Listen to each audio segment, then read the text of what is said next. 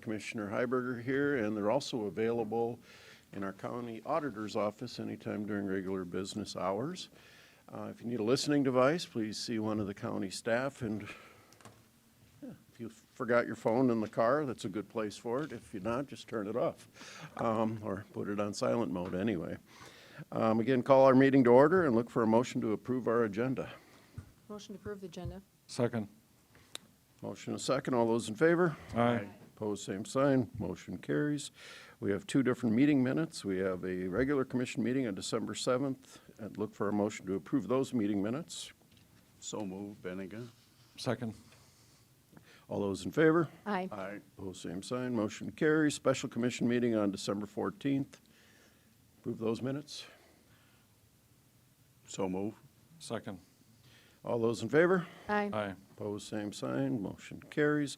Bills to be paid, $4,037,761.32. Pay the bills. Second.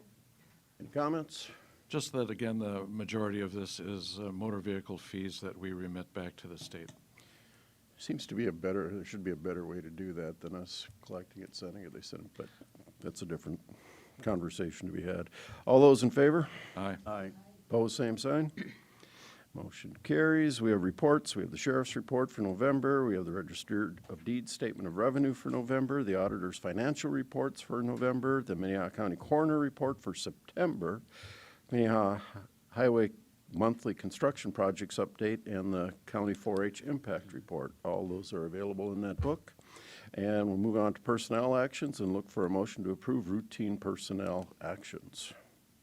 Move for approval. Second. All those in favor? Aye. Opposed, same sign. Routine personnel is approved. Good morning, Carrie. Good morning, Carrie Deaver from Human Resources. I have a few items for you. The first is to request a salary rate increase for Carmen Casson, a variable hour juvenile correctional worker, to $19.70 an hour effective December 25th. Just as background, Carmen has worked for us for 10 years on a full-time basis. The reason for the request for the adjustment is to more appropriately reflect those over a decade of experience. And Jamie's here if you have any questions. Questions, comments, motion? Motion to approve. Second. All those in favor? Aye. Opposed, same sign. Motion carries. And then we have updates to our employee handbook. I've attached for you a copy of the revisions that we're requesting, and it's to update the handbook section 10.1 on holidays effective December 21st. The reason for this, the red lines look pretty extensive, but really what we're trying to do is just extend the time and a half variable hour shift holiday pay benefit to employees of the sheriff's office. Right now it applies to JDC and Safe Home, so we're just extending it to those variable hour shift employees as well. I make a motion to approve. Second. Motion by Bender, second by Barth. All those in favor? Aye. Aye. Opposed, same sign. Motion carries. And the third personnel action resolution establishing elected official department head annual salaries for 2022. This was discussed 2 weeks ago at your earlier December commission meeting. The resolution before you reflects the salary adjustments that you discussed then, which is a 5% adjustment for all people who are currently holding an office. And then again, the base rates, which are set according to the approach we've been using for setting at the base salaries for other department heads in a comparable range. With the exception of the commission, which we sent at the first of the year. Exactly true. So this does two things. It sets the minimum in case we should lose somebody, but it also sets the actual. That's correct. Okay. Look for a motion. So moved. Second. Motion by Barth, second by Bender. All those, no, roll call vote. Bender. Aye. Benega. Aye. Heiberger. Aye. Barth. Aye. Karski. Aye, motion carries. Thank you. No applications for abatement, no notice and request, no planning and zoning notices, but we do have a petition for compromise of lien, two different DPNOs. Good morning, Melinda. Good morning, Commissioners. Melinda Storley, Commission Office. The request on this compromise of lien is to compromise it and release it in full with no payment. The petitioner was in the process of purchasing a $200,000 governor's house through Southeastern Development Foundation on December 14th, but discovered that the two liens would need to be satisfied before she could move forward. Lien DPNO 38926 in the amount of $1,804.61 represents $1,271.37 in poor relief, $473 in legal fees for the lienee, and $100.24 in legal fees for children. 2 payments have been made on that lien, totaling $40. Lien DP&O 82645 in the amount of $3,717.30 represents $1,803.30 in legal fees for the lienee, and $2,824 in legal representation for the children. 18 payments have been made, totaling $910. The petitioner did state the circumstances which led to the liens in her narrative, but was confused on whether she was fully responsible for the full amount of the liens that were filed jointly with the other parents on the children's lien fees. I've made notes, of course. She is currently employed and did provide 2 recent paychecks showing an average net pay of $1,400 biweekly. Her 2020 income taxes indicate wages of $30,206 with a refund of $5,630, and claims only 1 dependent, a qualifying child. Her application lists assets totaling $25,633.43 and $14,736.29 in liabilities. She is here if you have any questions for her. We'll start. Does anybody have questions for Melinda? She does a great job of putting these together. Any questions on any of the details? Commissioner Barth. Melinda, I think that there was some outside legal fees on this or something like that that was ordered by the judge? Whatever fees she had related to court-ordered payments were taken care of already and are not part of this lien. None of these are court-ordered lien fees. Thank you. Good question. Any others? All righty. I'm going to invite the applicant or the petitioner, if you'd like to add anything to the narrative. You don't need to identify yourself. You can just stand where you are, and you can just say, I'm here for questions, or if you'd like to say anything else to add to what we already have in front of us, you're sure welcome to do that. So, I would just like to say that this house means everything. It means stability. I was embarrassment to the community, my kids and myself, and the last 9 years I've been trying to make that wrong a right. And I've been in recovery this entire time. I've worked at my job since getting out of prison, and I continue to be a part of society. And this house means family dinners for me and my kids and their husbands and grandkids.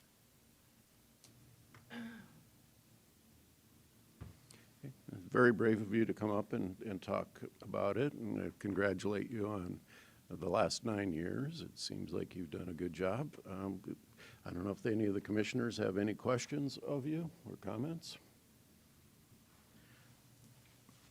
Mr. Chairman? Yes, sir. You know, it does seem, and you have a interesting narrative, does seem like you do have some assets that you could make an additional payment with. Would you consider making an additional payment? I would consider making whatever is recommended of me. Thank you. Other comments, questions?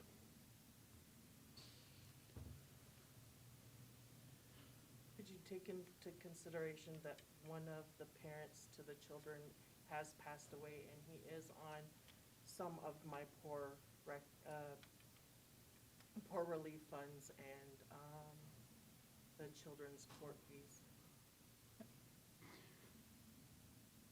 So the total compromise would be roughly $5,500, is that right, Melinda? Yes. Okay. Commissioner Iberger.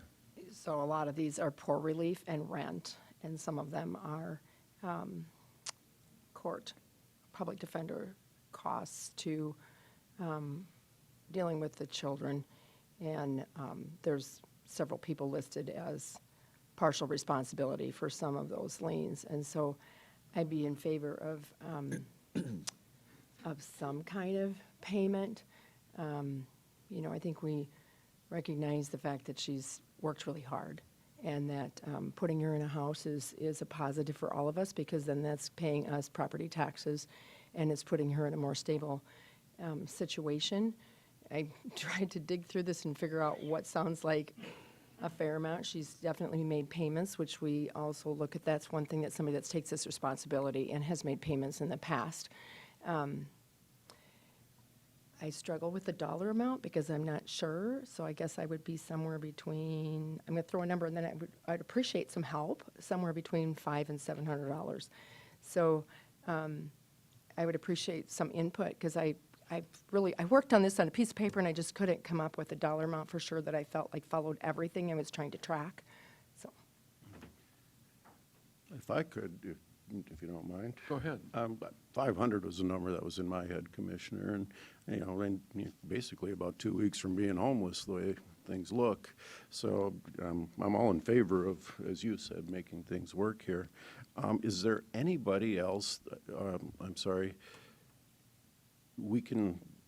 some other parties are partially responsible for some of these funds. Do we know how and how we could shift some of that lien over to those people? The lien fees related to the legal representation for the children are already recorded on each of the other parents. Okay. So the object here is that to try and recover from any one of them, and then if it had been recovered, it would have been removed from each of the individuals. Okay, However, but no- waiving them from her would not remove them from them. From the others, no, sir.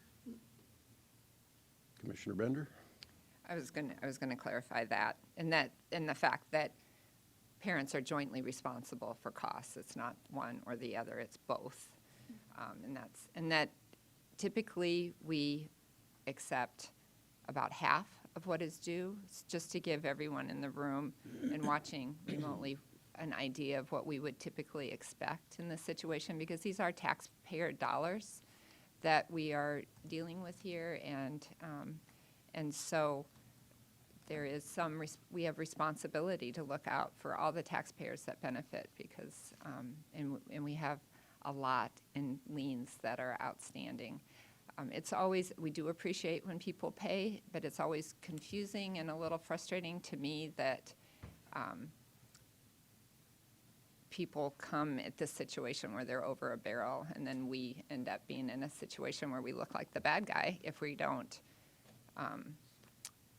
take less than what we would normally take because of the situation the person's in. And so I do appreciate what you have done, and I admire it dramatically, but I want you to understand the situation that we're in here as well, and that we have responsibilities as well. So 500 is honestly lower than I was thinking. I'm not sure that I wouldn't agree with that, but it's significantly lower than what we would normally expect in this circumstance. Are you pointing at me? I was. Well, I guess maybe my rationale is not great, but the $5,500, if we divided that in half like we normally do, would be paid between both of the parties involved. So if we did that and split the $5,500 down to the $2,750 as half, and then have the applicant pay $1,375, which is half of that amount, then I would be comfortable making that rational kind of conversation. Mr. Chairman, the applicant has made payments, and I believe that I really do like that a lot, as Commissioner Bender pointed out, that they haven't just ignored this responsibility.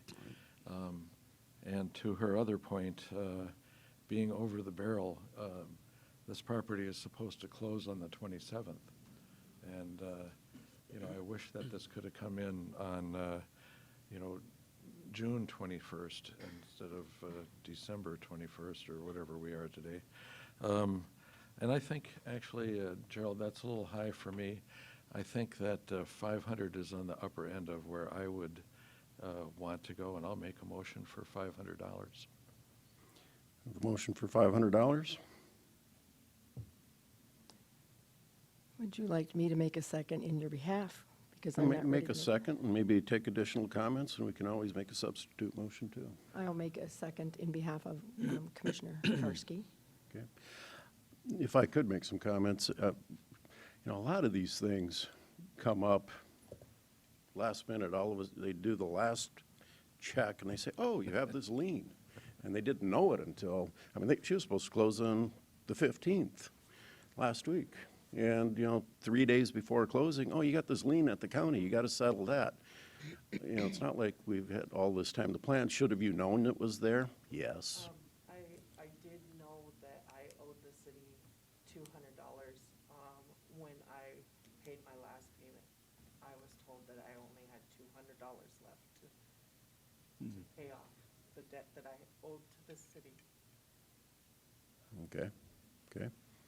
So, City or county are you talking? Because the county. Yeah, So to the the county county. payment, that's okay, okay.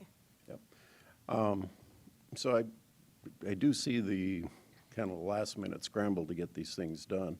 But I also know that if you don't close on this home, we're probably going to see, I'm suspecting, more poor relief and other bills just to help you to get to where you need to be. So my thought is by getting this done, we're going to avoid future debt, future liens by the county. So I'd rather take what I can get now and not have to worry about future more bills later. So I would support a motion for $500 just based on that, because looking at what you have available, I don't know where, I'm sure you can find somewhere to come up with it, but I think that's a reasonable amount for where we're at. So we have a motion and a second. Any additional comments? I would just wonder where Commissioner Bender is at, if you have any more thoughts. I'm not trying to put you on the spot, but I just did. Yeah, no, I know. I mean, and it is difficult to know exactly what the right number is, given the assets that you seem to have available to you based on the information that we've been provided. And the goal here, these are always so difficult. I mean, when I was first became a commissioner, I was always amazed that these were always the most difficult thing on our agenda every single time. And so, given the circumstances, I was originally thinking of $1,000 is what I was originally thinking of. But, like I said, I'm not sure in the grand scheme of things, in the situation that we're here with today, that I think I could support $500, and wouldn't be my preference. I still think this is a system that needs improvement. But given the circumstances, I think I can support $500. Other comments? Well, I frankly agree that there's probably a better settlement, but I also feel like I don't want to be the one to kick poor people out of their house, and that's going to happen in about 10 days if we don't do something today. So I will agree to the $500 and move forward. So call the roll. Benega. Aye. Hiberger. Barth. Bender. Aye. Karski. Aye. Motion carries 5-0. Melinda will help you out with this. Okay, thank you. Very much. Thank you Commissioner both. Karski, I have a clarification question. Melinda, I have a clarification question. Pardon me, go ahead. So will it wipe out, we didn't really say where this $500 was going. Will it wipe out all the poor relief, release her from all of poor relief, and then will it be distributed accordingly with the court costs? Because we still have other people that are involved on the other side. This will zero out both of the liens presented here today. It will not zero out the fees that are recorded in the other parents, with the other parents. But how does the $500 applied, I think is what your That's question what I is. was wondering. So it just zeros out It what- and it just still is leaves the rest of accepted it as against payment them. and zeros out Okay. both of the liens. All right. That is what you wanted, both of the liens, correct? And it just leaves it on the other people's names still. Unless they decide to come before the commission and request a compromise as well. Okay, thank you. Thank you. All righty. Before we go into our regular business, we do take the opportunity for public comments. So if anybody is here that would like to address the commission about a non-agenda item, now is your opportunity. So please come forward, identify yourself, and we'll give you about 4 or 5 minutes. Thank you. Thank you. And my name is Teresa Pesh. I'm a resident in Sioux Falls, District 15. And my main reason for being here today is to expand the communication between policymakers in the county. Ma'am, And can you also- get a little closer to the microphone so we make sure everybody can hear you? Thank you. My main reason for being here is to expand the communication between policymakers, say within the county like yourselves, and also within the state. And it's expand the communication with the citizens of the region and of the state. So I'm here because I belong to a few different grassroots organizations that primarily my purpose here today is to talk about the upcoming election for 2022.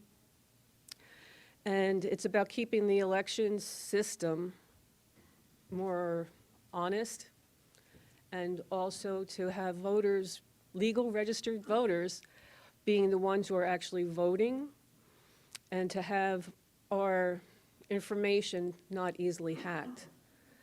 Because with electronic voting systems, it seems that the company that offers the system to the policymakers, so I'll say such as ES&S, which is Electron Systems and Software. So it's ES&S, and they have Express Votes is one of their items that they sell. But they also make themselves the people who make sure that the security system works. And so one reason I'm bringing this up is because many of us believe that it needs to be a third-party system that actually looks into, can the system actually be hacked? Because the person who's selling the system is saying it's not going to be hacked, but we need to ask that a third party comes in that's actually in a business to look into different hacking systems. And so that's where the two articles that I have handed out, they briefly go over that. There's a lot more articles, but I figured these were two relevant ones for today. And also is, one of my main items is that the Minnehaha provisional budget, which increased from $371,000 in 2018, and it went to $830,000 for 2022. So I understand it right now is that the e-poll books, electronic poll books, aren't on serious consideration for right now, but I would like that they are not consideration at all. So that's why I'm here. I'm just trying to be proactive instead of reactive. So the e-poll books are just as vulnerable, or if not more, than electronic voting machines, because the chips that are on the machines are actually made by the manufacturer, who also has access to passwords, and actually even the main password that's in the computer. Also is that what's called the intranet, which could be the e-poll books in the room, say for the precinct on those particular days, is that information could be sent to the auditor office. The auditor office could send it to the Secretary of State. So that may be called the intranet, which doesn't seem as hackable as the internet, but it actually is. And there was one more item. It's actually on the, I think it's 2 pages here. And it's just a short article, or brief article.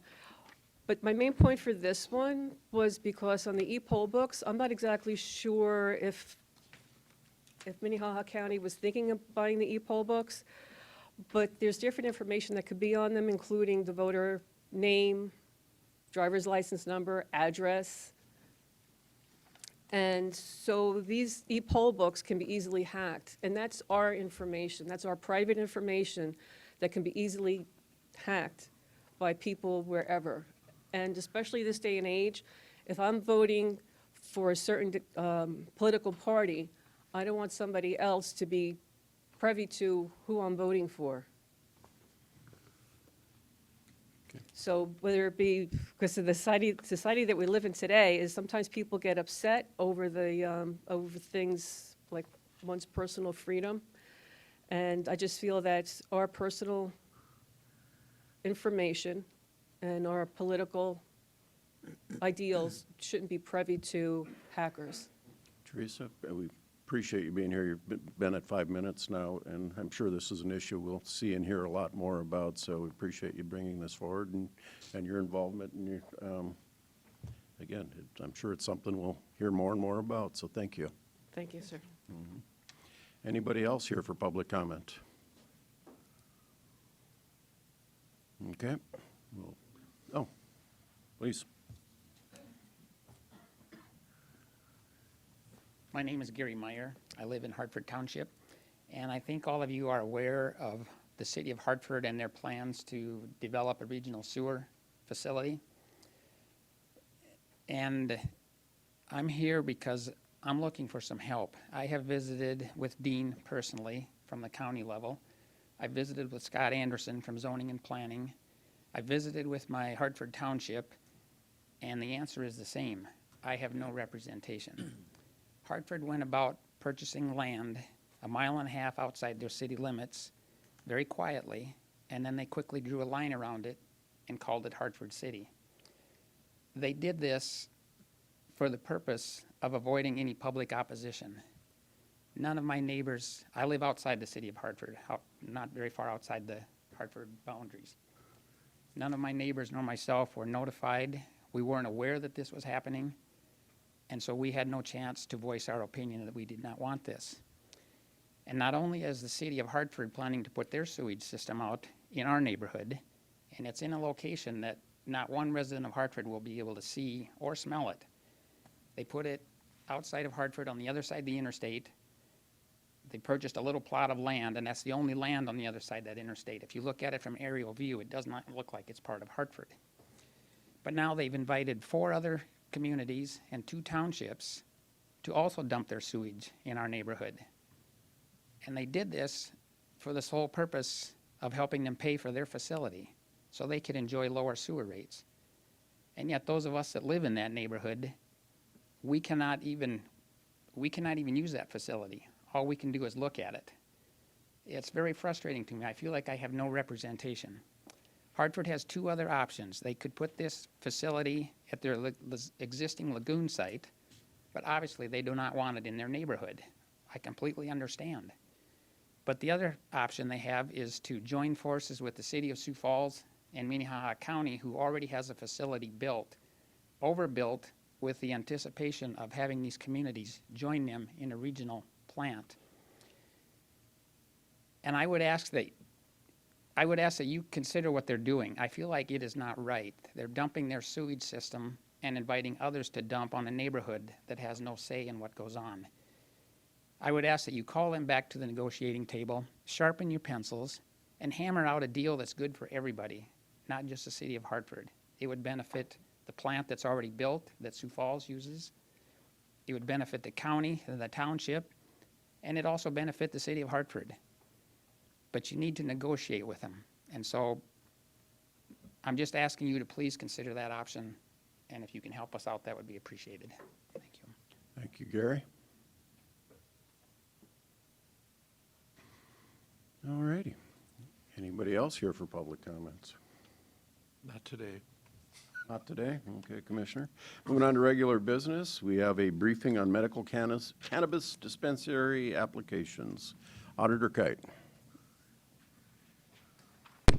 Morning, Commissioners. Ben Kite, Auditor's Office. As you recall, back in early October, the county adopted an ordinance that allowed for the issuance of 1 medical cannabis dispensary license. So the Auditor's Office at that time set a timeline for accepting those applications for the dispensary. So we accepted applications from November 29th through December 13th, at which we received a total of 4 applications. And then on December 13th, the Auditor's Office posted a notice about the selection process for the on the county website. We held a lottery last Friday on December 17th at 9 o'clock, where we chose the order in which those 4 applications would be considered. We have 60 days to review those applications after the lottery, which would bring us to, February 15th. And we'll, at that point, or possibly before then, we'll provide the commission the applications that we think are meet the ordinance and allow you to make a decision on how to go forward. So this is really just a briefing on the process and any questions you might have. Where the first one drawn, where is that location for that dispensary? Do we know? I believe it's on Arrowhead Parkway, right out on the east side of Sioux Falls. I don't know the exact location, but I have to consult with others, I guess. But Any other questions? Okay, this is just a briefing only, no action taken, so there will be action in the future. Thank you, Ben. Thank you. Public hearing to declare the property legally described as the east quarter, the northeast quarter, except Covert's addition section, et cetera, Humboldt Township, a public nuisance and act South Dakota Codified Law 21-1006. Good morning, Kevin. Good morning. I'm Kevin Hookman, County Planning Department. Yes, this property is address at 25735 459th Avenue. We received a complaint earlier in the year.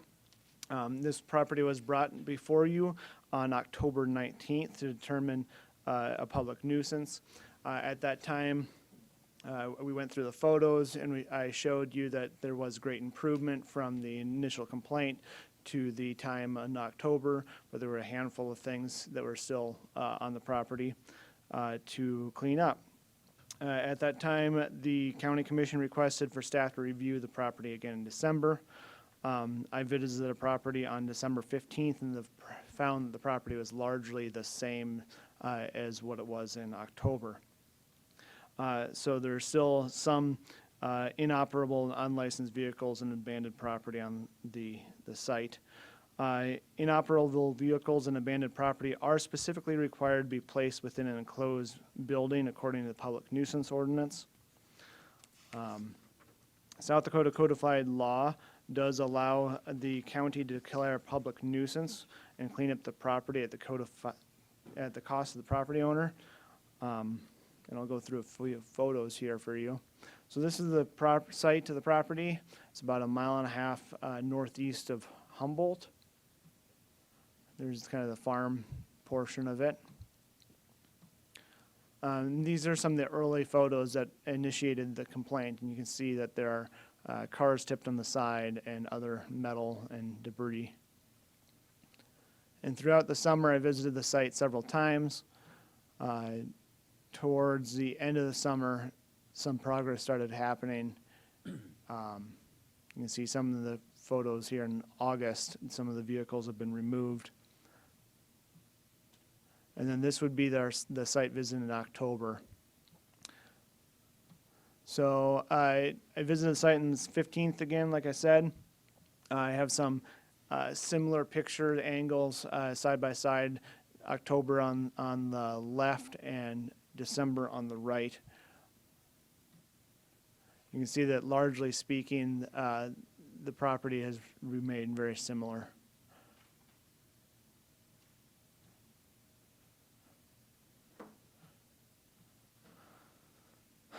So the Planning and Zoning Department is requesting the Minnehaha County Commission declare the property legally described as east quarter of the northeast quarter except Covert's addition in Section 11, Township 102 North, Range 52 West in Humboldt Township, a public nuisance and enact South Dakota Codified Law 21-10-6.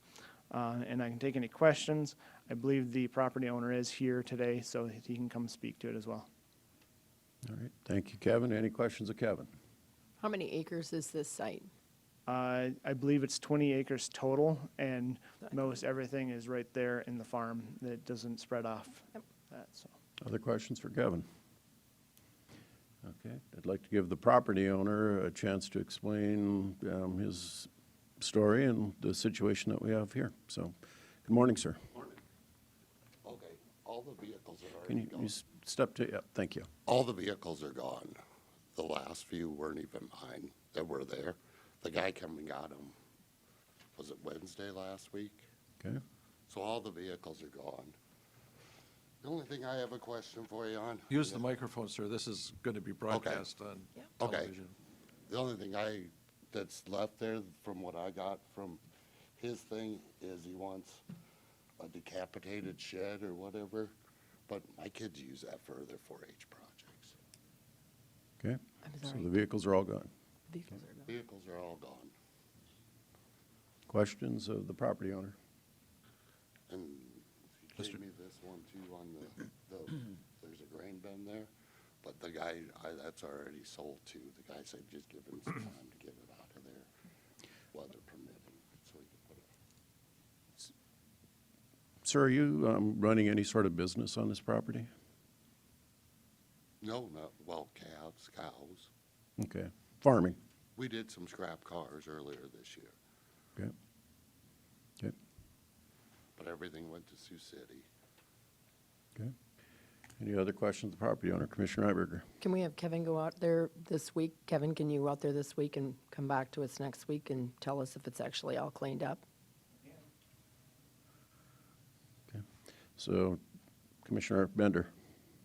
I would just say that we gave you a lot of time to clean this up, so for you to do it at the very last minute is frustrating, and we're having to use additional county resources to go back out. And if you've sold that building that is just destroyed, that should have been removed by today. I mean, and this isn't the first time you've been before the commission, and we gave you a significant amount of time to clean up the property. So I'm less inclined to be sympathetic the second time around.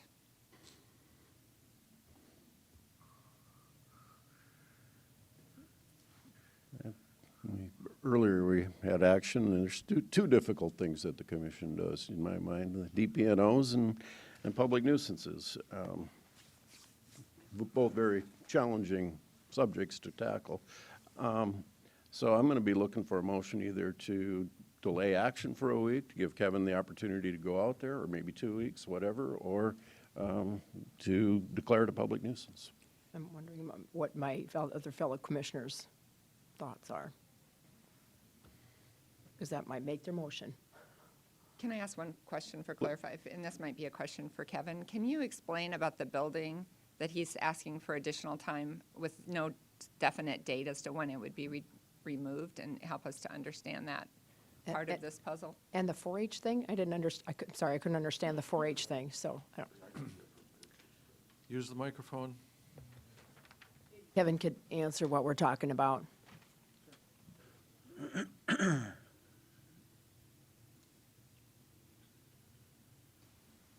I'm gonna, apparently it didn't make it very well, good picture in the December photos. Let's see if I can find one in the earlier photo sets. So right there on the top left corner, you can see that there's like a storage container that's like leaning, slanted. On that photo. And then in the aerial photos, you can see there's a grain bin that is tipped over. That is a concern. If wind was to pick up, it could easily roll away. Is that the building you were talking about that was supposed to be removed? Yes, so it'd be that grain bin, and then there's like a storage container that's being used as like a building. Okay. So that would be the two buildings. Kevin, is this owned ag? Yes, it's zoned ag. Okay. Mr. Chairman, Please. being just 20 acres, though, it's not taxed as ag. Right. Is ag, but the point of my question, Commissioner, is if it's zoned ag, an ag operation, some calves, that type of thing, not a problem. If you're running a business dismantling cars, that's a problem. You're not zoned to do that on this property, and your neighbors don't have the expectation that that type of activity doesn't occur here. I respect private property rights, but I also respect that the neighbors have an expectation of some enjoyment of their property, knowing, based on zoning, what can happen and what can't happen. So if the cars are cleaned up, that's great. If we need some time, I'm going to look to the commission to make the motion. So, for the property owner, the grain bin, what is the date that that will be removed? Microphone. I'm not exactly sure yet. When the guy wants to have a spot to set it, it's going down by a guy to Lennox, south of Lennox there. Can you contact him and ask him to remove it this week? It probably won't get done this week. Can you give me 3 weeks and I'll make certain it's done in 3 weeks. And then the shed there, that's just a spot where my kids use in the summertime for their 4-H calves. and Can you stuff. point to what shed we're talking about? The one that he keeps saying is a storage shed right behind that bend there. I still don't know, Kevin. Can you please point it out? Right there.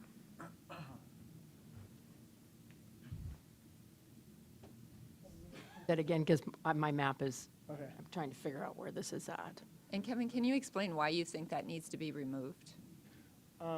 So the shed is actually like a storage container, and this as a storage container is not a like permitted building that's being used for like a. So it's a shipping container? It's a shipping container. Yeah. No, it's not. Is No, it? that's just a cow shelter is all it is. Okay. Well, I guess I have not walked up close. Maybe it is a structure, but it appears from where I can see it as a shipping container. So right here.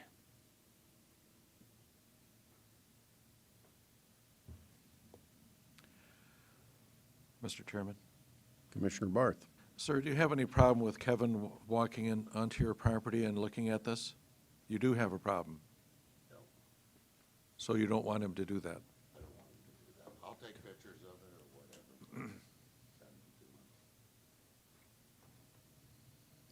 him. And again, I respect your rights as a property owner, sir. So if we give you until January 11th and we have Kevin come out and look at the property at that time, all the cars will be gone and the grain bin will be gone. And then all the abandoned whatever is already been. Mr. Chairman, he's not using Gotta the use it. microphone. We can't hear you. All the stuff that he said was abandoned or whatever, like, because there was a pallet of shingles. We took them and I got rid of them, hauled them away, and then there was little piles of iron and stuff, and that's already been hauled away too, so. The question is, will the vehicles all be gone in that? In the shed, in the grain bin. The grain bin. And the bin, grain bin be gone by January 11th is what I believe you're looking at for a date. Yeah, he to, said 3 Have it weeks. checked again to see if that's. If it's not, we're taking it. Okay. Yeah, there will not be any other options Nope, at that point. that's it. We're done. Okay, so I'm looking for a motion to defer to January 11th. That's my motion. I'll second it. Chairman, Commissioner. I'm getting a little more crabby about this one, but I'll support the motion. All righty. Roll call vote. Hiberger, Aye. Barth, Aye. Bender, Aye. Karski. Aye.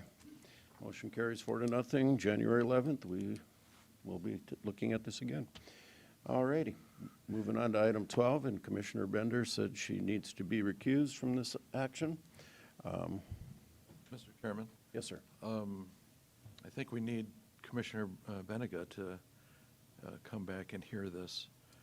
So I wonder if we should wait a moment here, if his return is imminent. Can we do number 13 and just come back to 12 to give him a minute to show back up?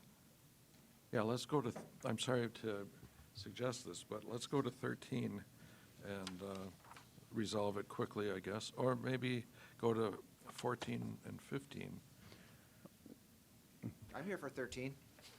Okay, so we're going to delay action on item 12 and go to item 13 until we have because conditional use permits require at least 4 commissioners, so we cannot take action without Commissioner Benega being here if Commissioner Bender, a lot of Bs, is recused. So, moving on to item 13, a motion to appoint 2 candidates to the Planning Commission Board for a 5-year term. Yes, thank you. Scott Anderson, Planning Director. We have two planning commissioners whose terms are going to expire at the end of this month. And therefore, we need to have a full planning commission, and I've worked with the county commission office. We've advertised for the appointments to the planning commission. They were advertised pretty much through the entire month of November, and they closed on the 10th of December. We received 3 applications from people who are interested in serving. Those have been provided to you.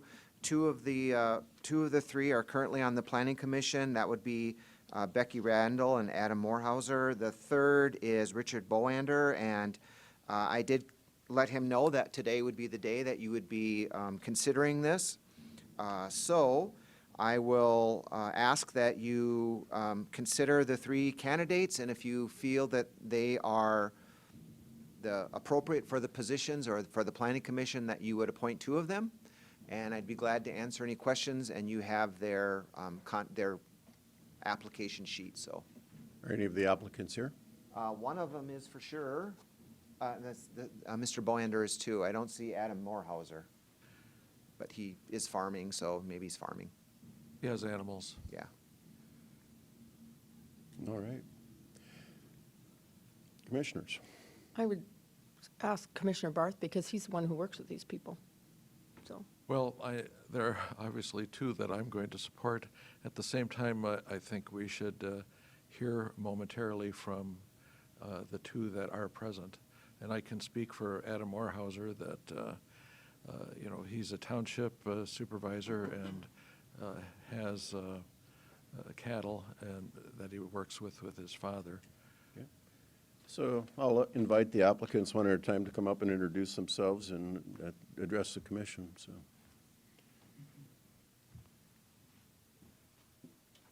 Good morning. My name is Becky Randall. I currently serve on the commission. I live at 48031 248th Street, Del Rapids, South Dakota. I am a nurse and a semi-retired farmer, I would say. I still farm some ground, and then some of my ground I rent out. I have been serving on the County Planning Commission for the past few years. I really enjoy it. I feel I have a good understanding of the needs that our county is facing. And along with that, as we have exponential growth with the city of Sioux Falls, working also then with the combined jurisdiction aspects of it. And we see that as we look at our other towns too that are all growing. We have some combined jurisdiction agreements with them. So I'm open to any questions that you might have for me. All righty. Thank you, Becky. All right, thank you. Mm-hmm.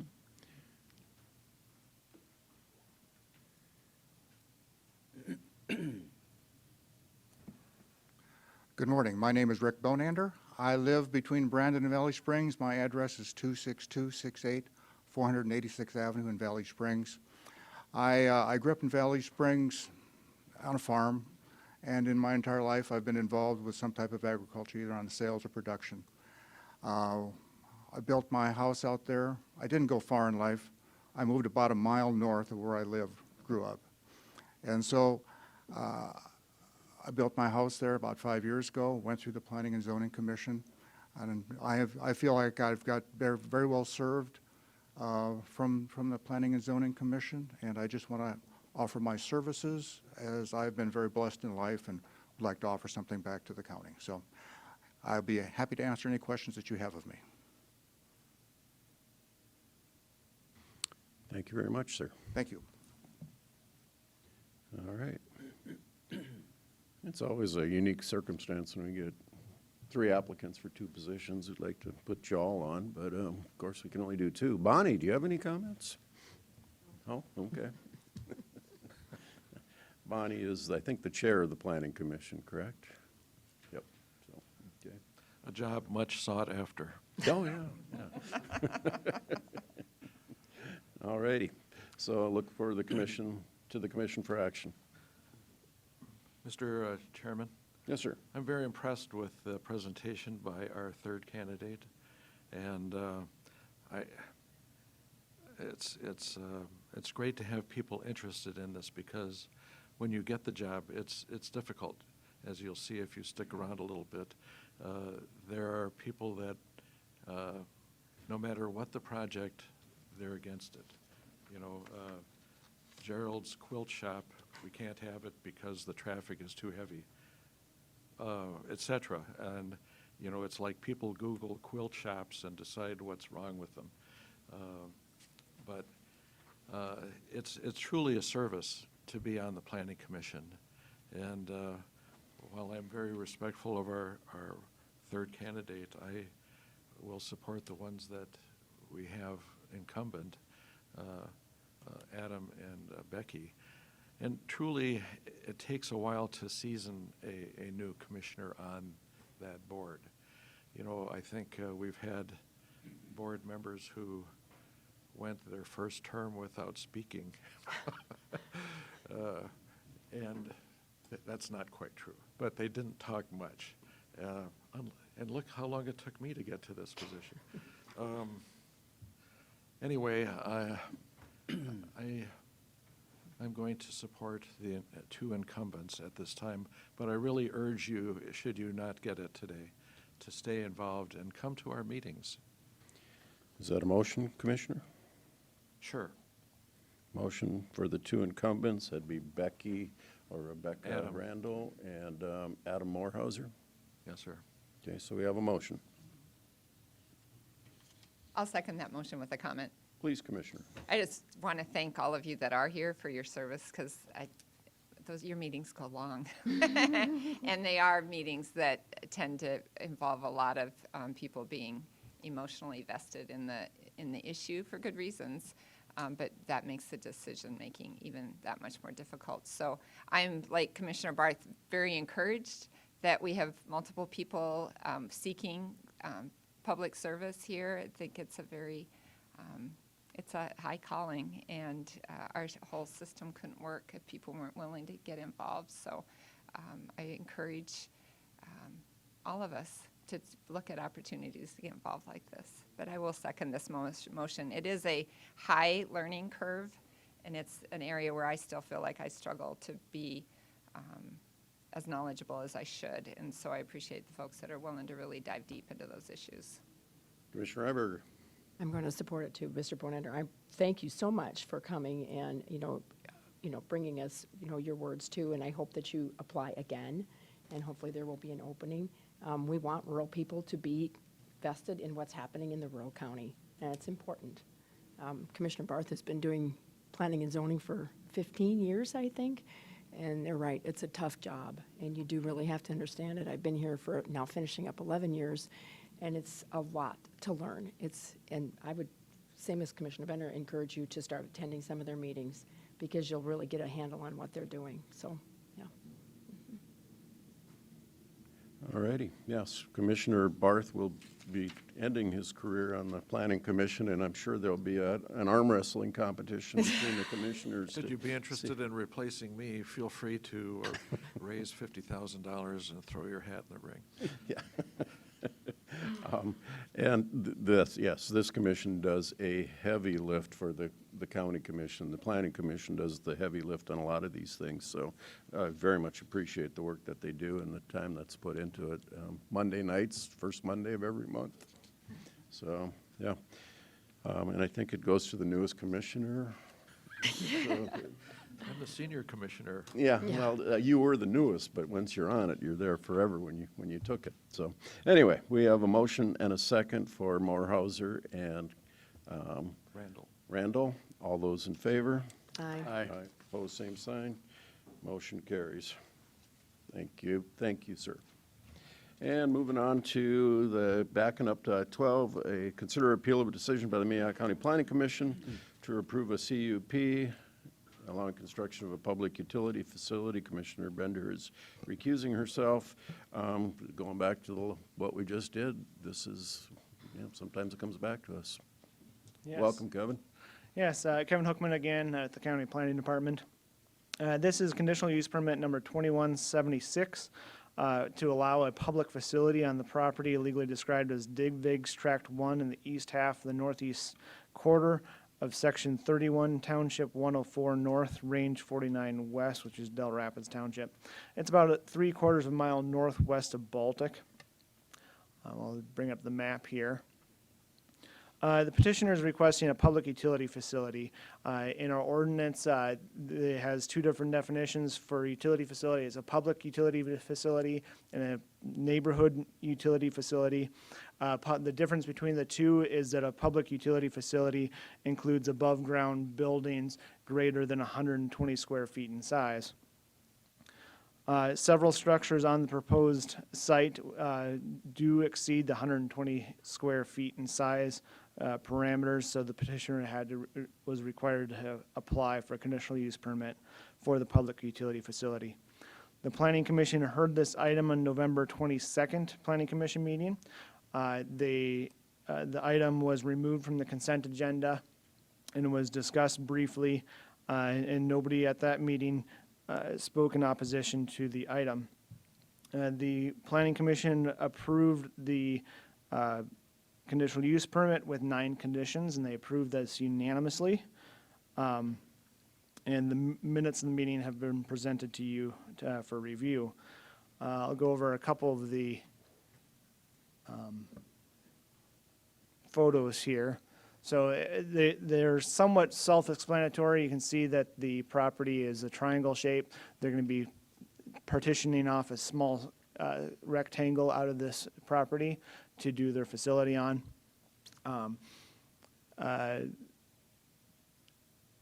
Some of the views, there's a hill on the one side of it. It's really close to the river, as you can see in the upper left corner. You can see the map. That was discussed at the Planning Commission meeting because the floodplain risks involved, and the applicant has acknowledged the floodplain risks and will be raising the facility to keep it out of the 100-year flood requirements. This would be the closest house to the property, located to the north. It's about 500 feet from the corner of the property.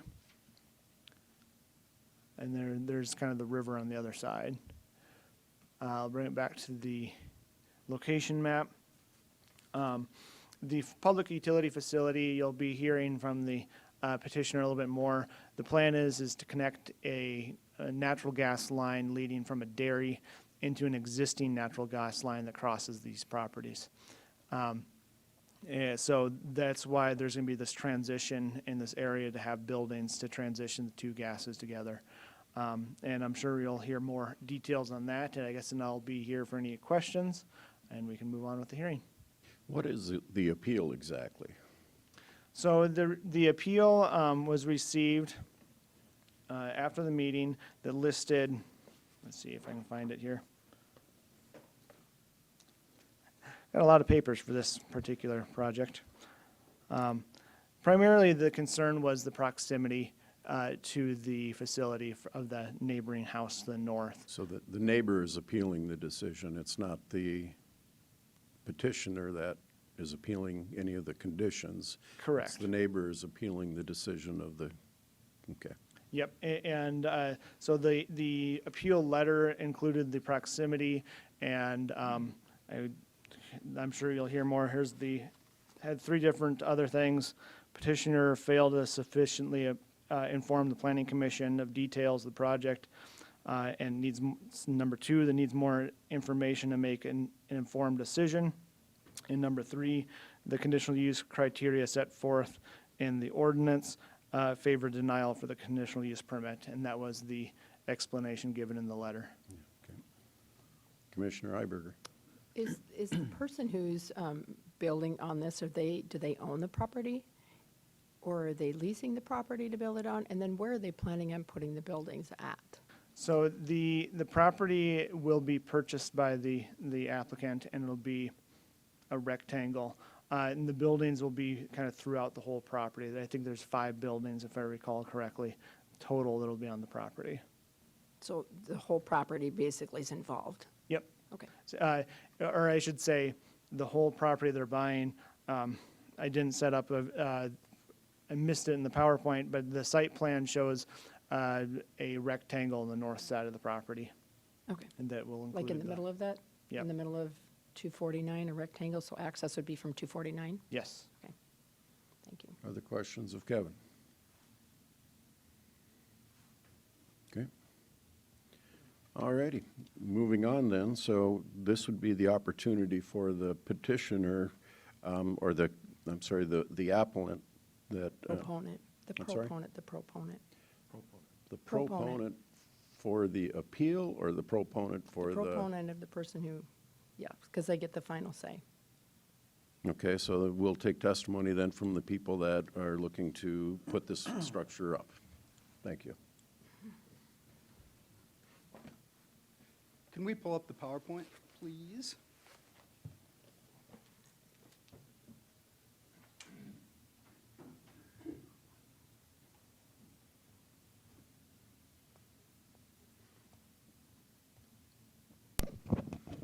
If you'd identify yourself, sir. Absolutely, thank you. Jason Sutton, I'm an attorney with Boyce Law Firm representing Northern Natural Gas, who is one of the entities that are involved in this project. So here, generally, here's the plan from our perspective, and thank you, commissioners, for your time. It's a joint project between my client, Northern Natural Gas, and Brightmark, who is also here and represented by Mr. Taylor, Bill Taylor, as well as Mr. Duff. The general thought process for us is I'm going to walk through a PowerPoint, provide some comments generally. My client is the applicant. It's signed by Carly Hannigan, who's a land agent on behalf of Northern Natural Gas. Mr. Hannigan is here as well,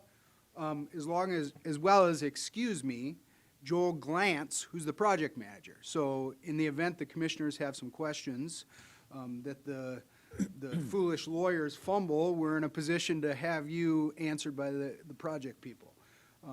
When I get done, I suspect that Mr. Taylor is going to have some additional comments. And although it's a joint project, our roles are a little different because he represents the entity that connects with the dairies, and I've got the final transmission line. So that's how we kind of fit together. So starting with the PowerPoint, and I guess before I get there, I want to thank the commissioners for their time this morning. I want to thank the Planning and Zoning Commission. They've done a wonderful job.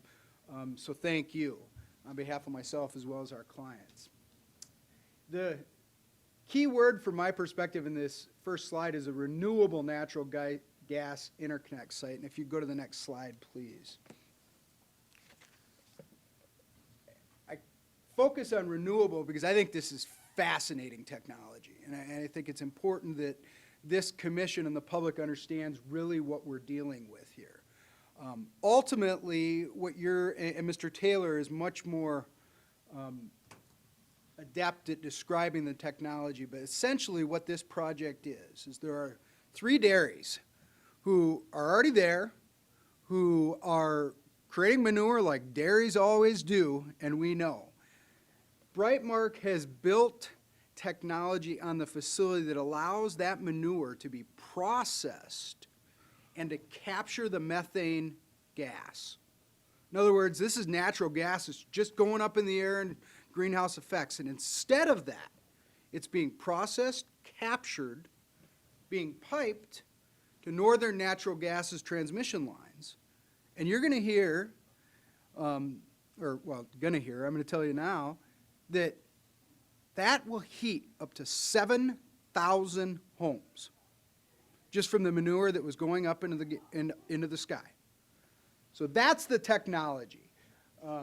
It's renewable because, every cow I've ever seen is going to keep pooping. So the reality is that manure is going to be generated, and we're just capturing and using a byproduct that otherwise was there.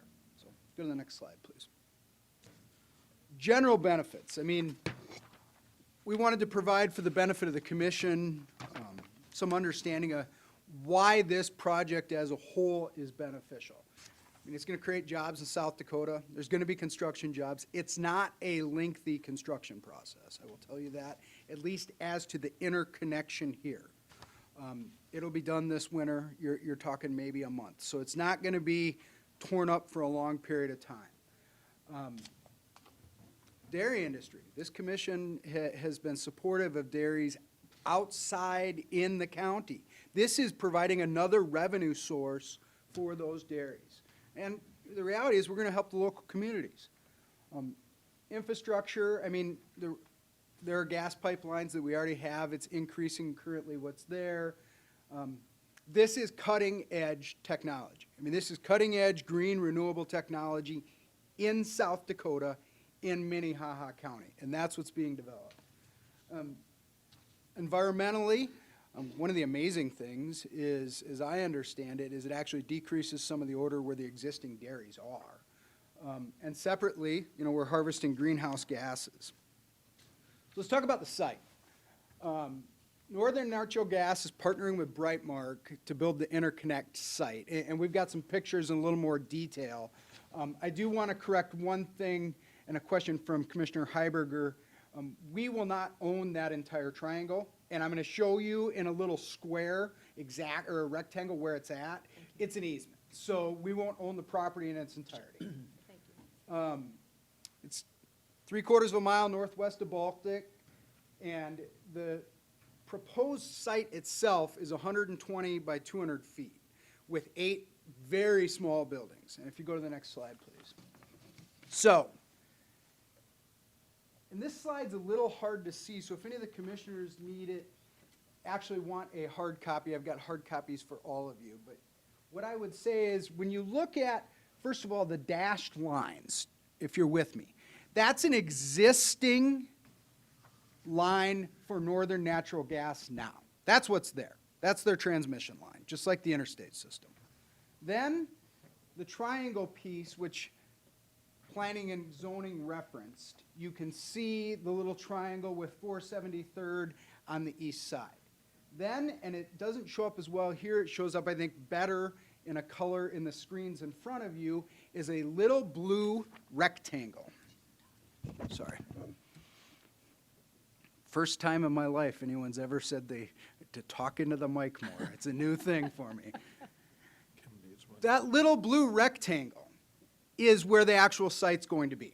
So that's where the interconnection is going to be. And really what this is a connection of the existing pipe with the pipe that's coming from the dairies, which are a ways away.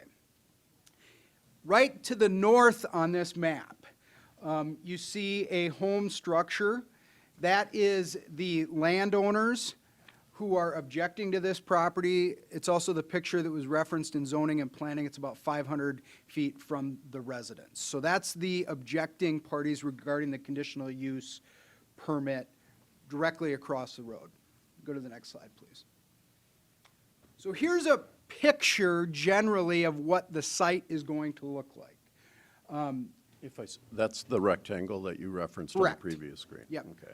So the rectangle I referenced in the previous slide, this fenced area is that rectangle. And this is what the rendering and the drawings of the actual site as it's going to be.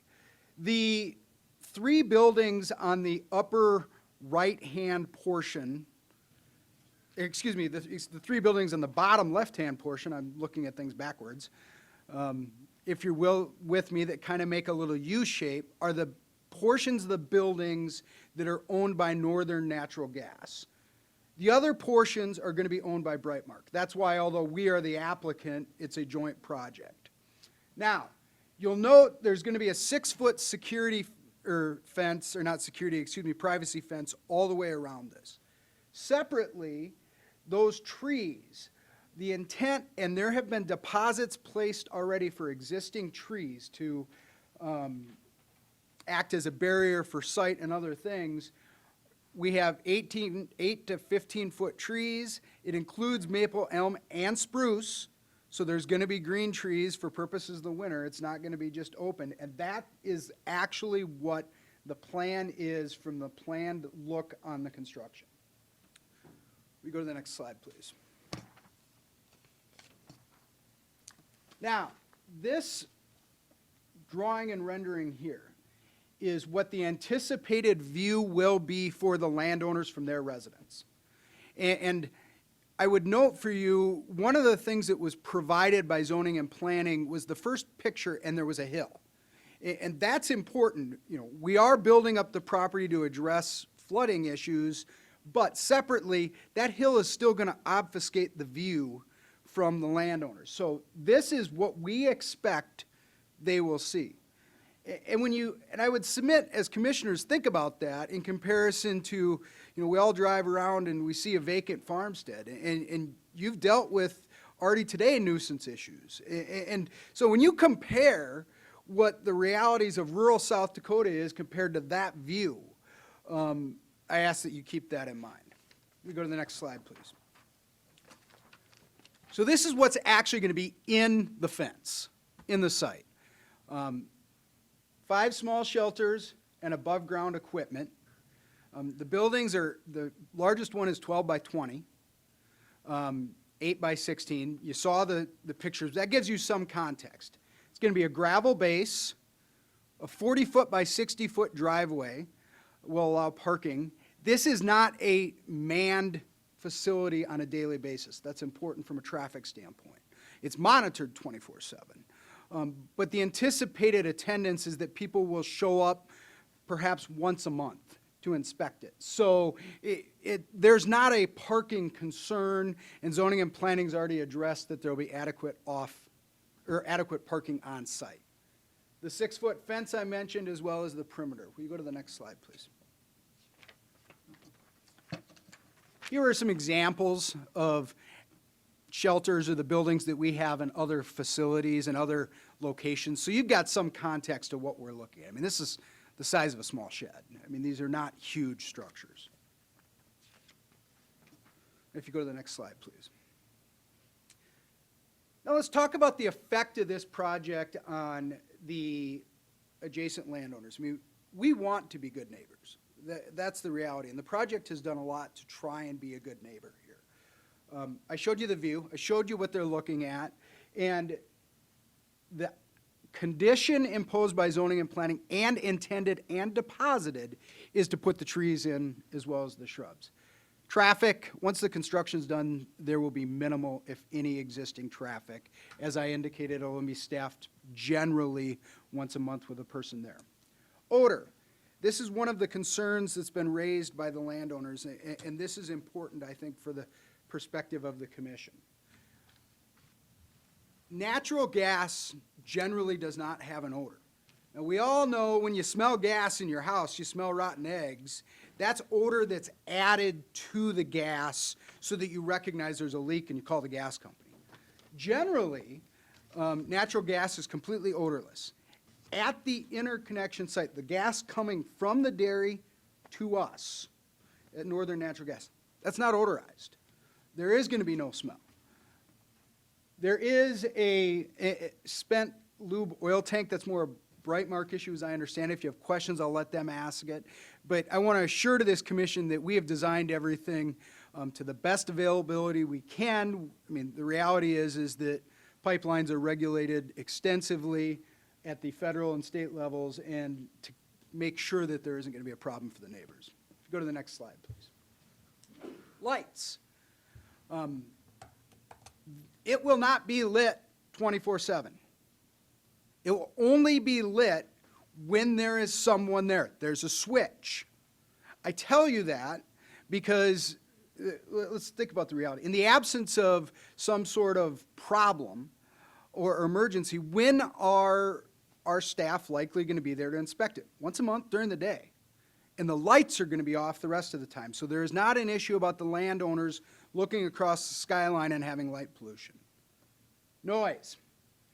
Our noise analysis indicates that at the fence line, now, our fence line, then you got to go across the road and over to the house. It's 500 feet is the nearest house from the edge of the property. But at our fence line, the noise level is going to be 70 decibels, which is the same as a vacuum cleaner, according to OSHA. That's the comparable. So you think about that.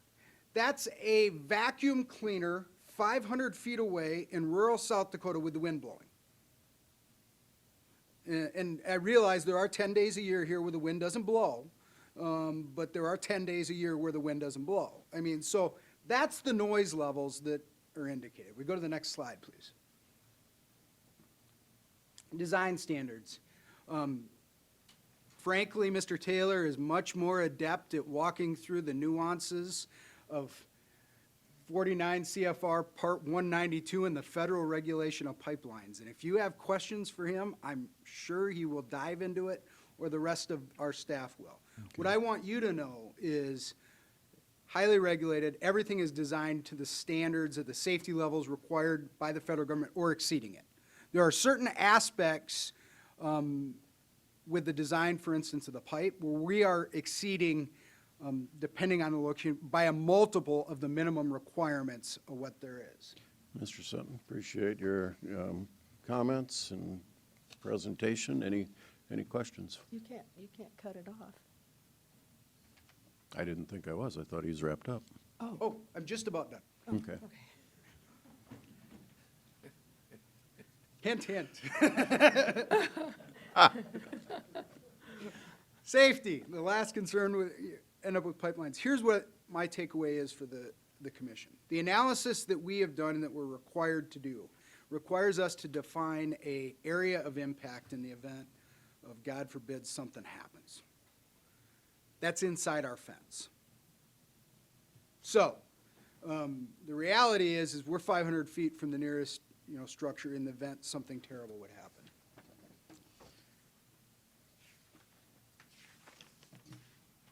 And that, I think if you go to the next slide, will be the end of my comments, unless there are any questions before I turn it over to Mr. Taylor. Mr. Chairman, Mr. Barth. back from the microphone. No one ever told me to speak into a mic before. Okay, we will take additional comments then. Please, sir. Get into the nuances of however that was said. Good morning, Commissioners. I'm William Taylor, lawyer from Sioux Falls, and I represent Brightmark Athena. I've never appeared before you before, Commissioner Karski, but I know the rest of the commissioners have been here many times. I should say my opening, it's fun to listen to Mr. Sutton's enthusiasm.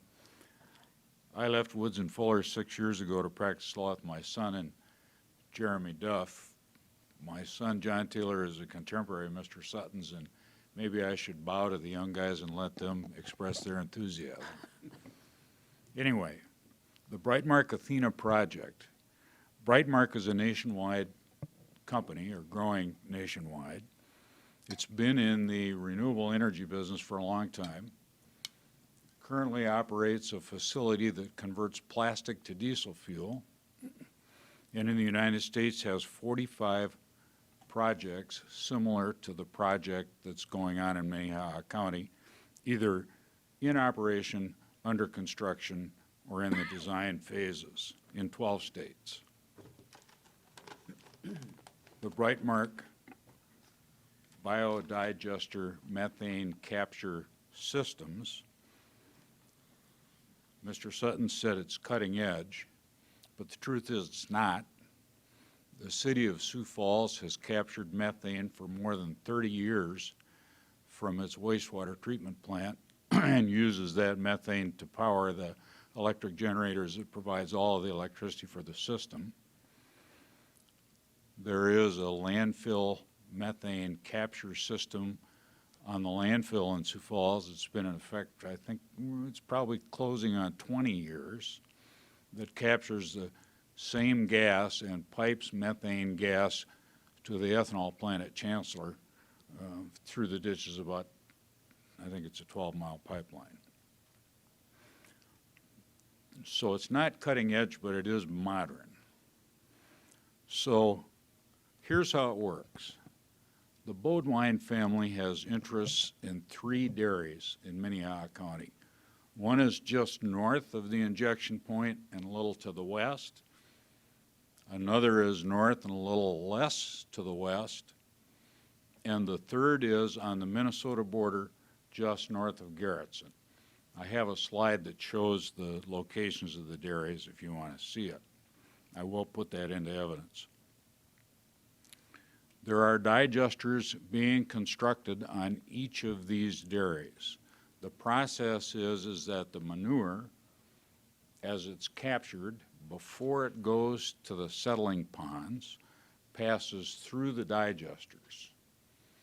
The manure is heated to about 100 degrees. Its natural anaerobic process results accelerates the production of methane.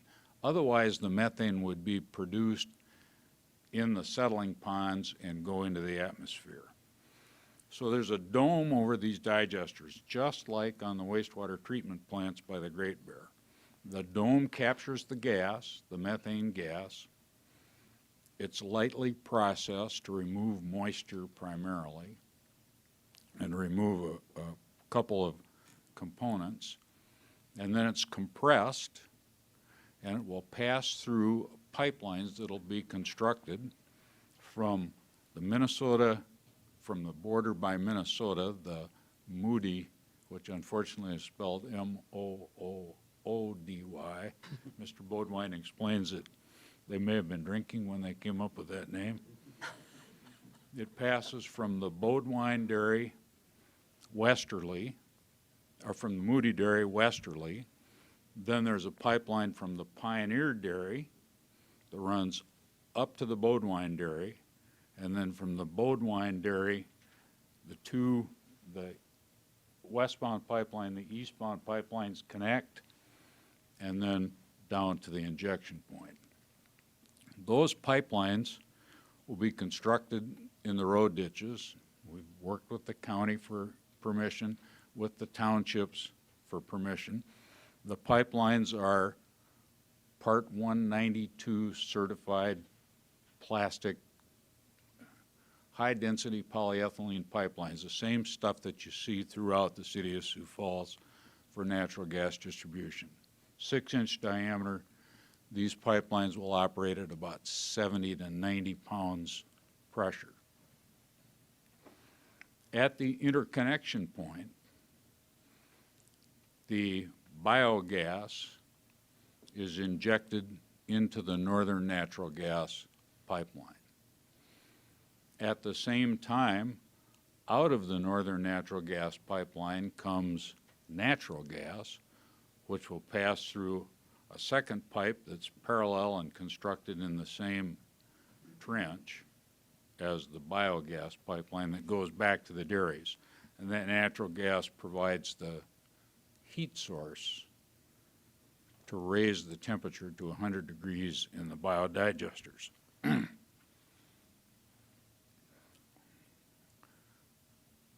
Mr. Sutton said that about 7,000 homes can be heated by the annual gas production. That's correct. To balance that, your website says there are about 6,100 homes in Minnehaha County outside of the organized communities. So there's enough natural gas produced by this project to heat every home in Minnehaha County that's not inside of an organized community. It will capture the methane from about 8,500 cows. Nationwide, the Breitmark projects will capture the methane from about 170,000 cows. Breitmark is not the only company in this business. There are dairies throughout South Dakota that are adding these types of facilities, dairies that primarily have access to interstate pipelines. Breitmark is also going to construct projects in Grant County and near the ethanol plant at Chancellor in South Dakota. So, moving forward, we understand, and Breitmark wants to be a good neighbor. They want to get along with Mr. and Mrs. Workus, but there has to be a point where the gas is injected into the pipelines and into the interstate pipeline and where the gas is taken from the interstate pipeline. The Workus property, Mrs. Workus owns 600-700 acres of agricultural property that runs north to south, starting just a quarter section north of where her house is, shown in the drawings that were up there, running down almost all the way to Baltic.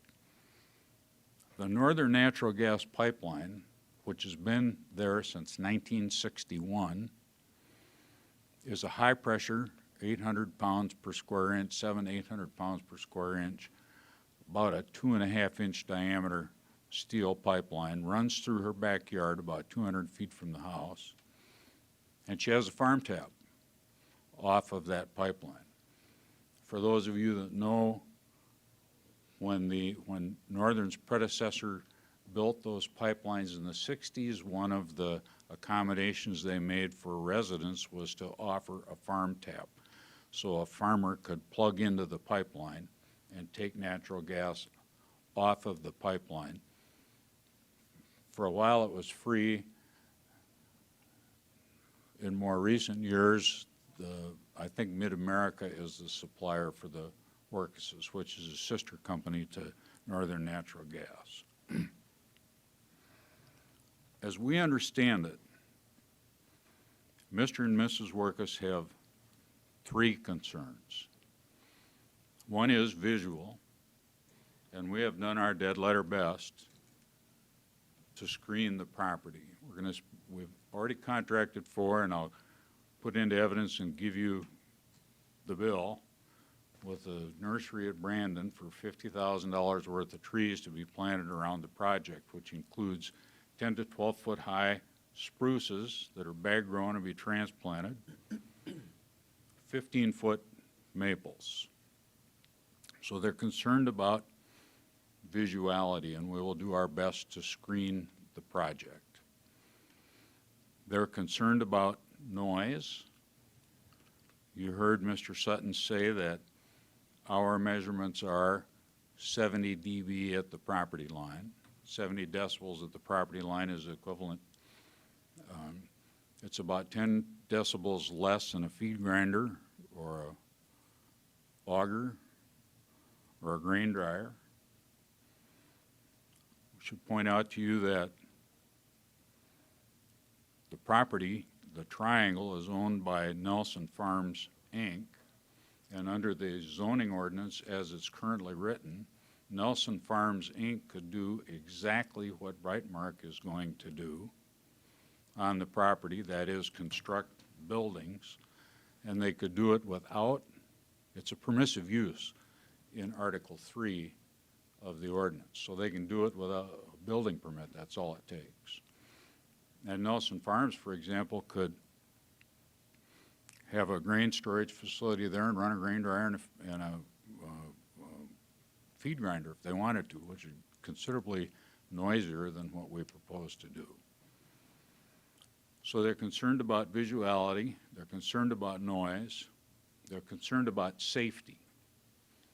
And I should tell you that what the safety provisions are. The natural gas industry, and some of you know I've been in the pipeline business since the 70s. I worked for Williams Brothers, at one time I worked for Northern.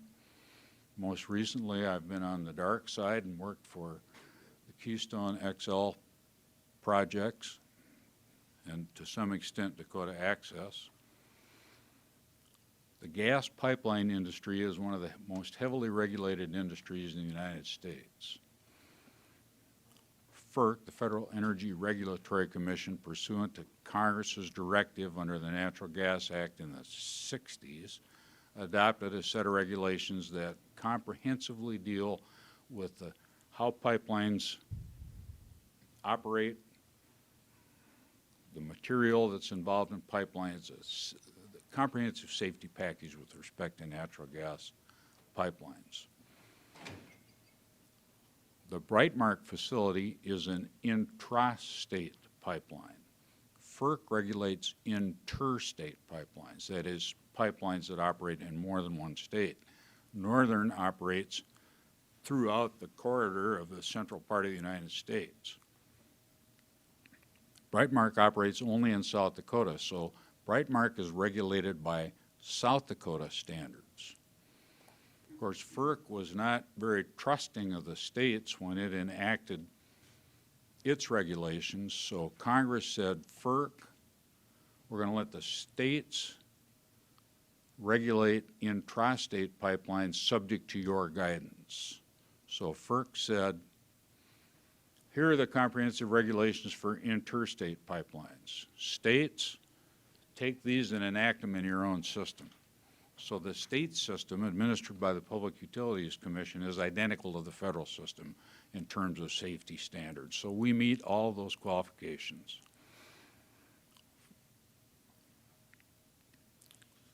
Safety-wise, my friends at Northern probably don't want me to say this, but there's probably more risk from the pipeline that runs through the Workus's backyard than there is from the interconnection site that we want to build on this conditional use permit site.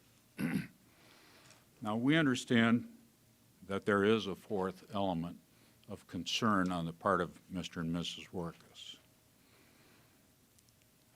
As I said, Mrs. Workus owns about 700 acres of contiguous property that runs north and south. It's been expressed to us that she has 15 building eligibilities on those acres, and that at some point in time she would like to move those 15 or some portion of those building eligibilities to the property where her house is located and build a real estate subdivision. We learned about that just a few days ago. And I would point out that she has not yet done that. She has to have a conditional use permit to move those building eligibilities, just like we have to have a conditional use permit for this project. She's not yet done that. We respect her right to do that. We don't believe that this project will adversely influence any development that she chooses to make on her project. The visual impacts are small. The safety impacts are small. I would tell you that on the far south end of the property that she owns, just north of Baltic,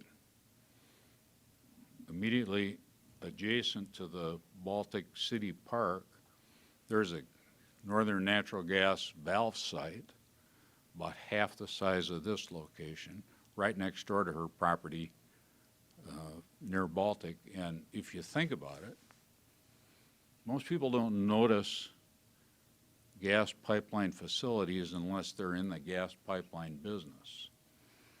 But there are valve sites and pump stations on Northern's pipeline right-of-way every 5-6 miles.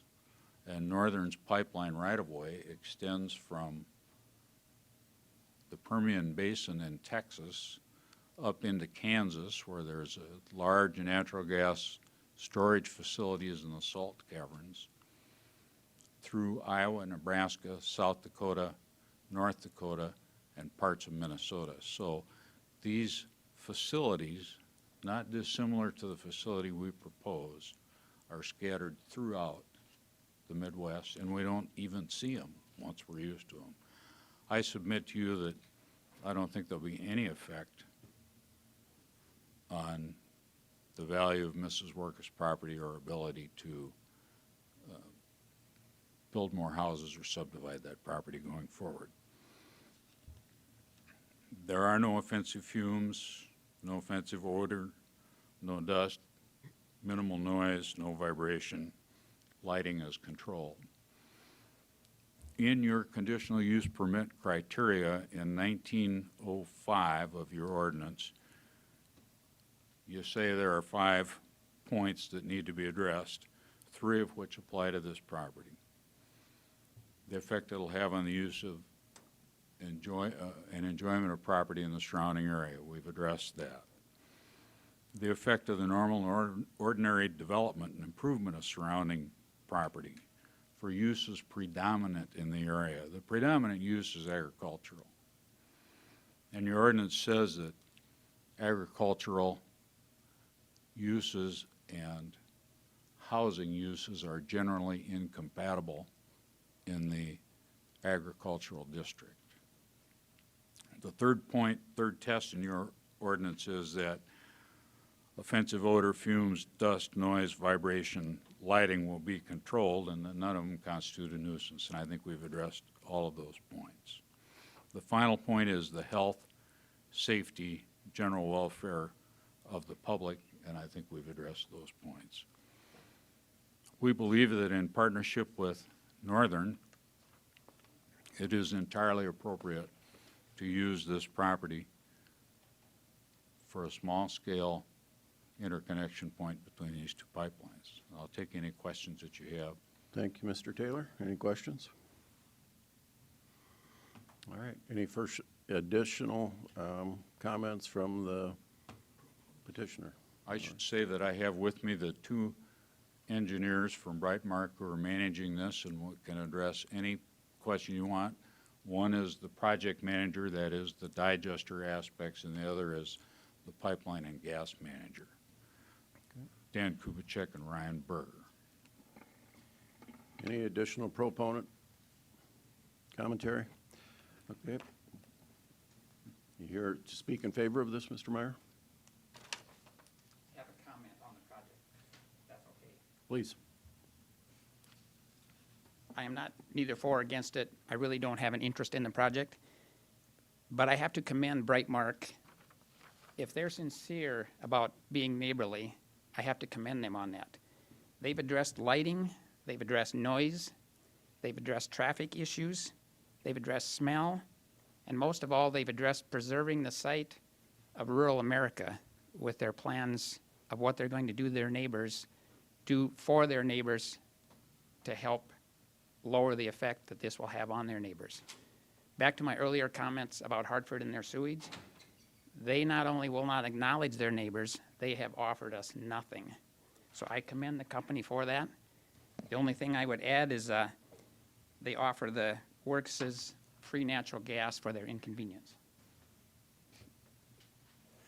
All righty. So we will now take comments from the opponent to the conditional use permit. Anybody here to speak against issuing this conditional use permit?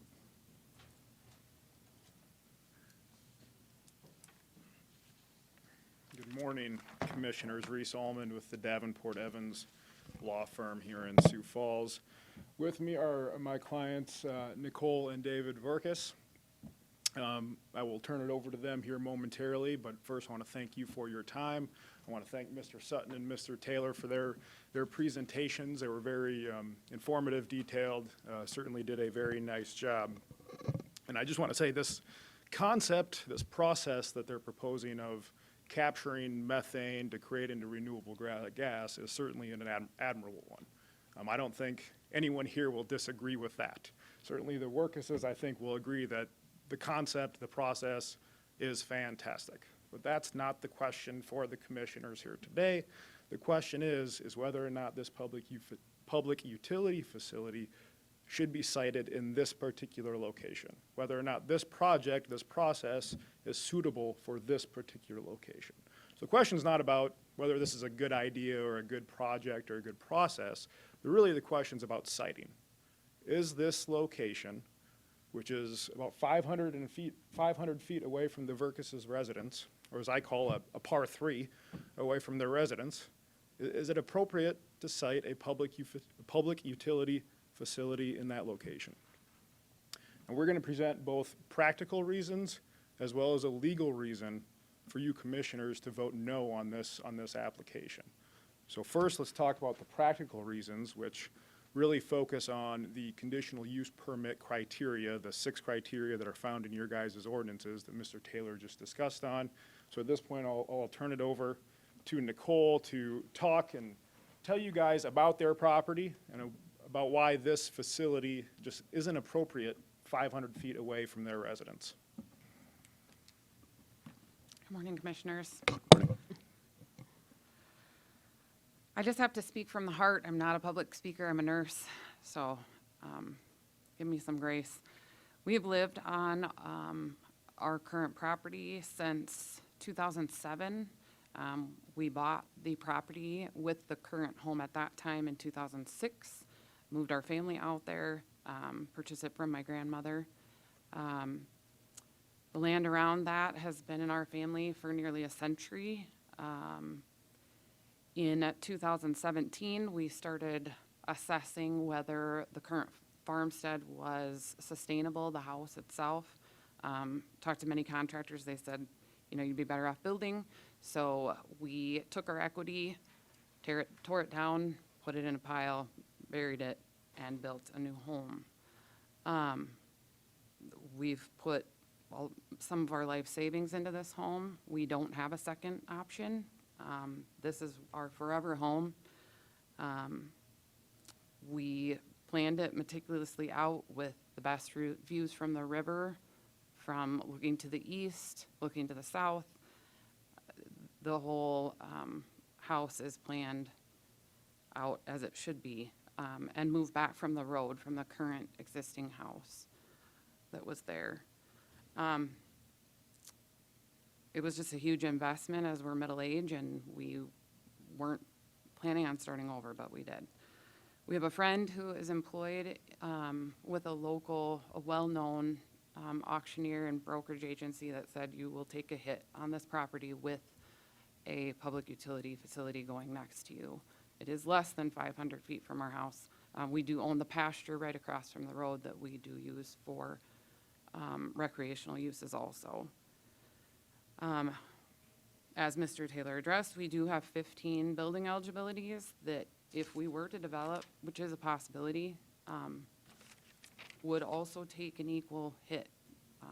We're looking at $500,000 in loss. The property that would be developed would be behind our house. It actually sits on a hill that overlooks this entire project. So the project that they want to build is not a horse stable. It is not a nice looking structure. Even if it was a barn, we would not be opposed to this. But it's not a barn. It's on gravel. It is right next to the road. And it is within multiple views of our property. So aesthetically, like I said, from our front deck that we built, we can see it from the side and from our back patio. We will be able to see it. It'll be raised out of the floodplain, at least 3 feet above floodplain. The buildings are, I believe, 8 foot tall, they told us. And even though it's agriculture use property, it's a wildlife preserve, home to many eagles. It's a natural setting, and we have done everything we can do to preserve the Big Sioux River. There's no amount of promised trees can secure the view. As far as noise is concerned, there are compressors on this. I have to argue that they're probably not going to be as quiet as a lawnmower running. There's also generators. We like to have our windows open. Our master bedroom faces that way, master bathroom, our downstairs windows. And there is also concern with lighting, even though they say there won't be any lights on at any point.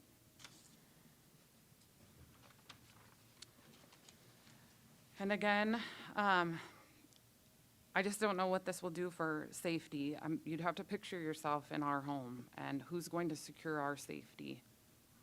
Breitmark owns a plastic factory, recyclable plastic factory in Ashley, Indiana. They've already had a huge fire there. I mean, things happen. Catastrophic events happen.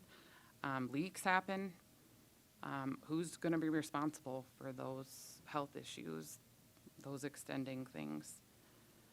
And I would ask Brightmark if they've ever built this close to a residence before, because I don't believe they have. Lastly, they're building a known floodplain. We live on 473rd. That is the main road from the Baltic Highway to the Colton Blacktop. It is highly traveled. It has been closed every decade. There's no such thing as a 500-year flood. There are permanent floodgates at the end of our road and in the middle.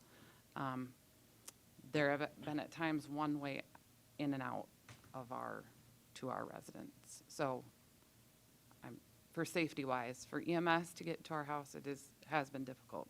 It will flood again.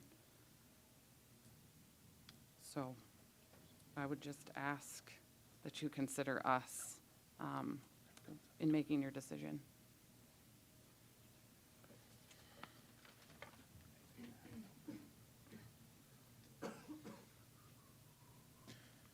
Thank you, Nicole. So those are kind of the practical reasons, and just to kind of recap, touching on the criteria found in section 19.05 of your guys' ordinances. Number one is the effect upon the use and enjoyment of surrounding properties. The one that I guess myself am kind of focused on is that 70 decibel noise at the road. It's a vacuum cleaner, which doesn't sound like a lot during the day when the wind is blowing, but at 10 p.m., 11 p.m., midnight, when their windows are open in the summertime trying to sleep, that vacuum cleaner, I think, is going to be a little bit more frustrating or annoying than is being accredited by the petitioner. Number one also talks about the effect upon the property values. You just heard she spoke with appraiser, auctioneer, who's indicated that there will be a decrease in their property values. Section 2, or subpart 2 of section 19.05 talks about the effect upon the development and improvement of surrounding vacant property. You heard about potential plans to be building a development in the surrounding vacant property. And the question is whether residences in ag land is more suitable than a public utility facility. I think you only need to look at your ordinances to see whether a residence is a permitted use and a public utility facility is a conditional use. So I would argue residences are more favorable in the agricultural district than a public utility facility. So in looking at number 2, I think that factor favors in voting no on this project. Factor 3 talks about access roads and drainage. You just heard about the constant flooding that occurs on these access roads, which would potentially limit the access to this public utility facility. Subpart 5 talks about the noise, lighting, to ensure that they won't constitute a nuisance. Again, I'll point back to that 70 decibel noise. And finally, the health, safety, general welfare of the public. That this is in a floodplain is very concerning. You're taking natural gas, a highly explosive material, injecting it into another pipe, and you're doing that within a floodplain. Again, the question is not about whether this project is a good idea, it's whether this site is appropriate for the project. So again, it's in a floodplain, injecting a highly flammable subject or material in a floodplain just doesn't make sense. So those are the practical reasons why I would argue the commission should vote no on this project. But I also have a legal reason why I believe the commission frankly has to vote no given the language of your guys' ordinances. So this is a conditional use permit for a, quote, public utility facility, end quote. That is a defined term within your guys' ordinances. Public utility facility is defined in Article 26 with all of your definitions. And the definition of public utility facilities says see neighborhood utility facilities. So it just refers to neighborhood utility facilities. The only difference between a neighborhood utility facility and a public utility facility is the size of buildings. If they're going to be large buildings, it's a public utility facility. If the buildings are small, it's a neighborhood utility facility. So then we need to look at the definition of neighborhood utility facility, which is found in subpart 480 of Article 26. And that definition says, quote, telephone, electric, and cable television lines, poles and equipment, water or gas pipes, mains and valves, sewer pipes and valves, lift stations, telephone exchanges and repeaters, and all other facilities and equipment necessary for conducting a service by a government or a public utility. That's the key language in the ordinance for the definition of a public utility facility. It needs to be a government or a public utility. Well, the applicant here is Northern Natural Gas. Northern Natural Gas is neither a government nor public utility facility. If I may approach commissioners, I have an exhibit here.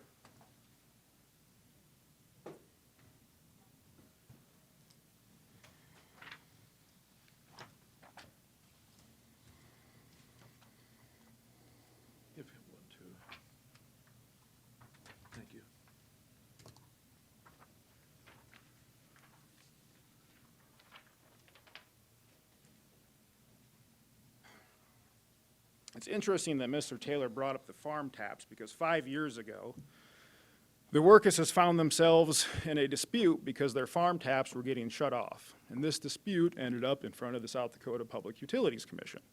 Northern Natural Gas was a party to that dispute at the Public Utilities Commission.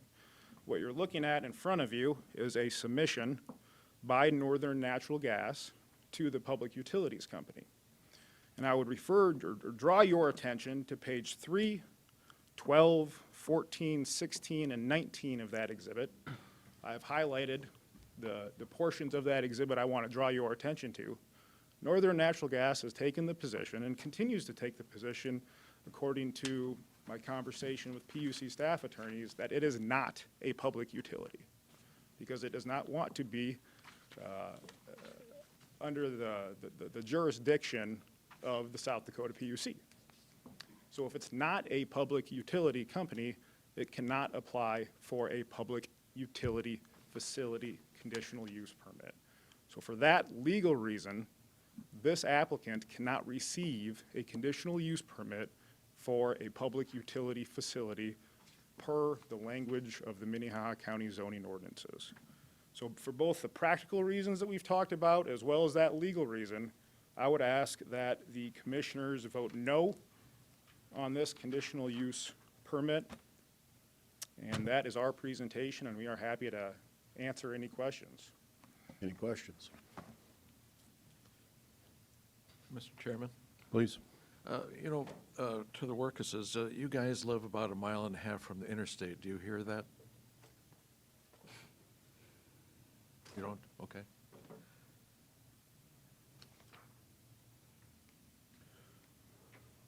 Any other questions? Okay. Any other testimony in opposition to this conditional use permit? Anybody else here like to present? Now we have time for a rebuttal from the petitioner.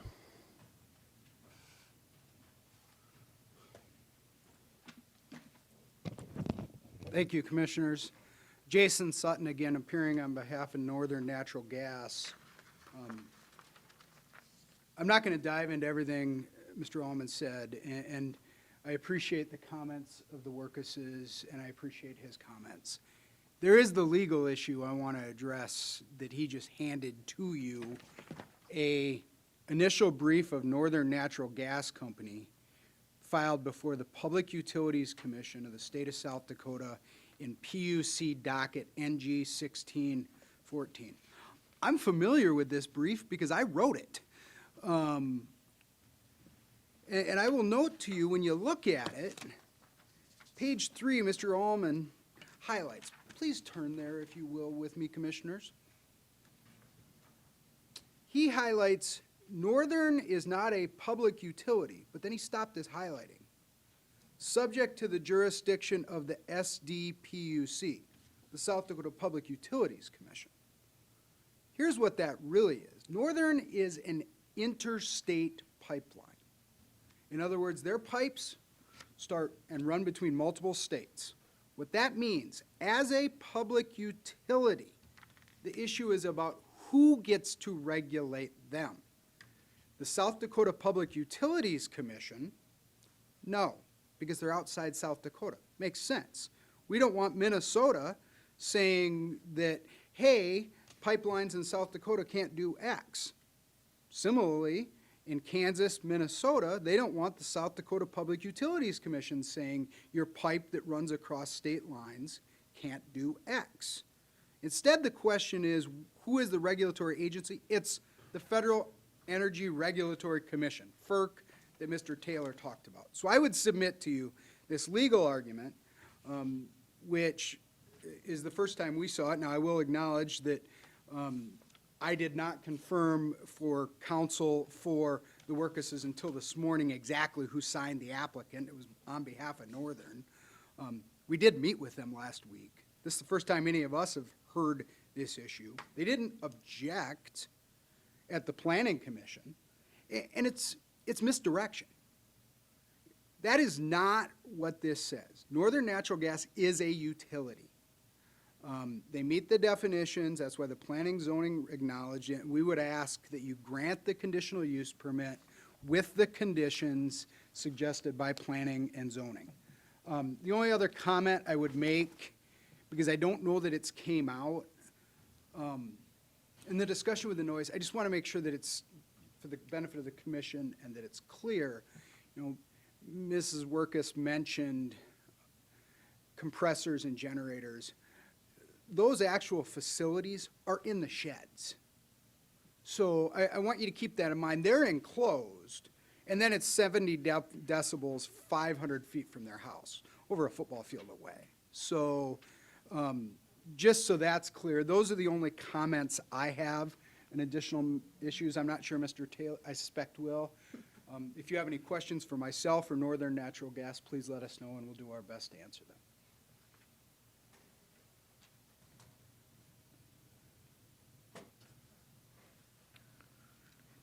Thanks. I just want to talk about a couple of points. Mr. Sutton said we met with the Workuses, and that's true. We met with the Workuses about a week ago, and we told them then, and I'll tell you now, Breitmark wants to be a good neighbor. We will accept any reasonable condition that's appropriate to impose on this conditional use permit. And we told that to the Workuses, and we asked the Workuses, if you have conditions that you think are not already covered by the Planning Commission recommendations, tell us what they are so we can evaluate them. No response. Mr. Alma's a gifted lawyer. I complimented him the other day on the fact that he turned around the Brandon City Council about 2 weeks ago on an annexation proposition that nobody, I think, has ever accomplished before, and at least in my living memory, in South Dakota. He's a gifted lawyer. He makes great arguments, but there are some very practical points that counter his arguments. The noise issue. He mentions a generator and a compressor. The generator doesn't operate. The generator's there, so if there's a power failure, the generator can come on and keep the compressor running for safety reasons, so that the gas is compressed and goes into the northern pipeline and vice versa. Noise attenuation. Decibel measurement is a dark science. We want to think of decibel measurement as geometric. 100 is loud, 50 isn't as loud, 10 isn't as loud as 50, but it's not a geometric progression as decibels fall off. It's the, I can't ever remember the word, it's the engineers can tell me it's the reverse of exponential. There is an attenuation, that is 70 decibels is an order of magnitude less than 100 and 50 and so forth. And noise is attenuated by distance because, as I learned in the Army, sound waves, are they similar to radio waves, and they attenuate as their bandwidth widens with the passage of distance and time, and they're affected by wind and temperature. So 70 decibels at the property line is a far cry from 70 decibels at their house. The floodplain issue. Yes, we're going to raise one corner of the site so that it's above the FEMA floodplain. A couple of feet, not raising the entire site many feet above the floodplain. I omitted to mention that there is, among the safety considerations, a SCADA system. SCADA is a data capturing system. It's a state-of-the-art safety system, both on northern and on the Breitmark facilities, and it tests and measures all the data produced by the system and identifies anomalies. So if there's a leak, you know there's an anomaly and you shut down if there's an overpressure situation and so forth. The state-of-the-art stuff. this facility will be as safe as any facility can be. Again, any condition that's reasonable. And yes, it's true, Mr. Allman argues that Northern is not a public utility. I wasn't involved in the proceeding that Mr. Sutton was involved in. But since 2010, I think I've spent 30, maybe 40 days in trial before the Public Utilities Commission over what constitutes a public utility and its regulation. They may not, Northern may not be regulated for some purposes by the Public Utilities Commission, but they are by others.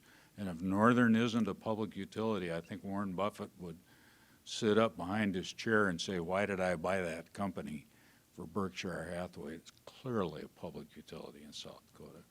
Thank you. Any other rebuttals from the proponents? Okay, thank you, Mr. Taylor. Any questions from the commission?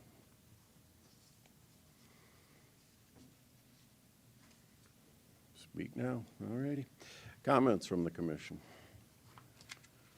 I'll wait for others to speak, but I have some thoughts. I guess I do have one question. I'm just a little vague on it. The 70 decibels, that's measured at the fence that's around the buildings that are on the site? Is that where that's 70? And is that a continuous sound, or is that from compressors running, or is that intermittent? If you step forward and identify yourself, sir. Good morning. I'm Joel Glantz, project manager from Omaha, Nebraska. The 70 decibels is based on a look at two main components: the control valves, which are housed in a building, and the compressor. Both of those are housed within buildings and structures. Maximum, excuse me, the values given are at like 100% flow for the control valves, which will not always be there. So it's an intermittent rating. The compressor will not always be running. So 70 decibels is the maximum estimated decibel reading at the fence. The And fence as that's Mr. around- Taylor said, it's a logarithmic function. It drops off logarithmically as distance is increased. Okay. So it's at the fence that's around the structures? Correct. Okay. And does that factor in the trees that are going to be No. around there? Does not. Does not, okay.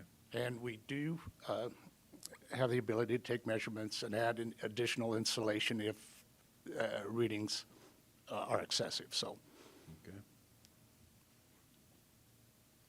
thank you. Thank you, sir.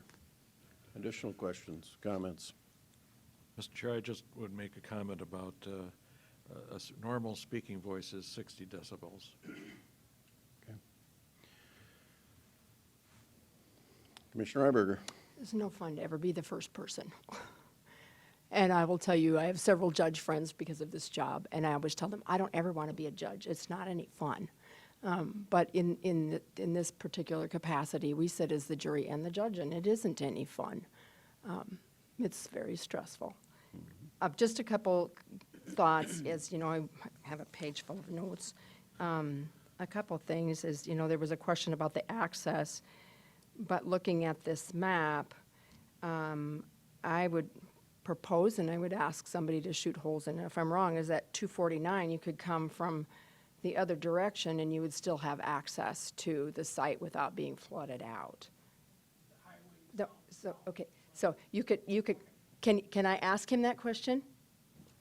Why I not? want to ask you that question, so, because you can't come up and speak unless I ask you to, so. The highway that they would have to come from, coming out of Baltic, goes underwater also a lot of the time, so you would be able to get there, but getting a fire truck there, they have to go all the way around. And the highway north of us gets underwater also, so you have to pretty much, it's from our house to Baltic, it's 8 miles if everything's underwater. Okay, all right, thank you. Thank you. So basically, I felt like that was addressed because they don't have to come right by the Sioux River, and I am familiar with the Baltic Road. I wish this was a little bit bigger so you could see exactly where it was at, but it's not.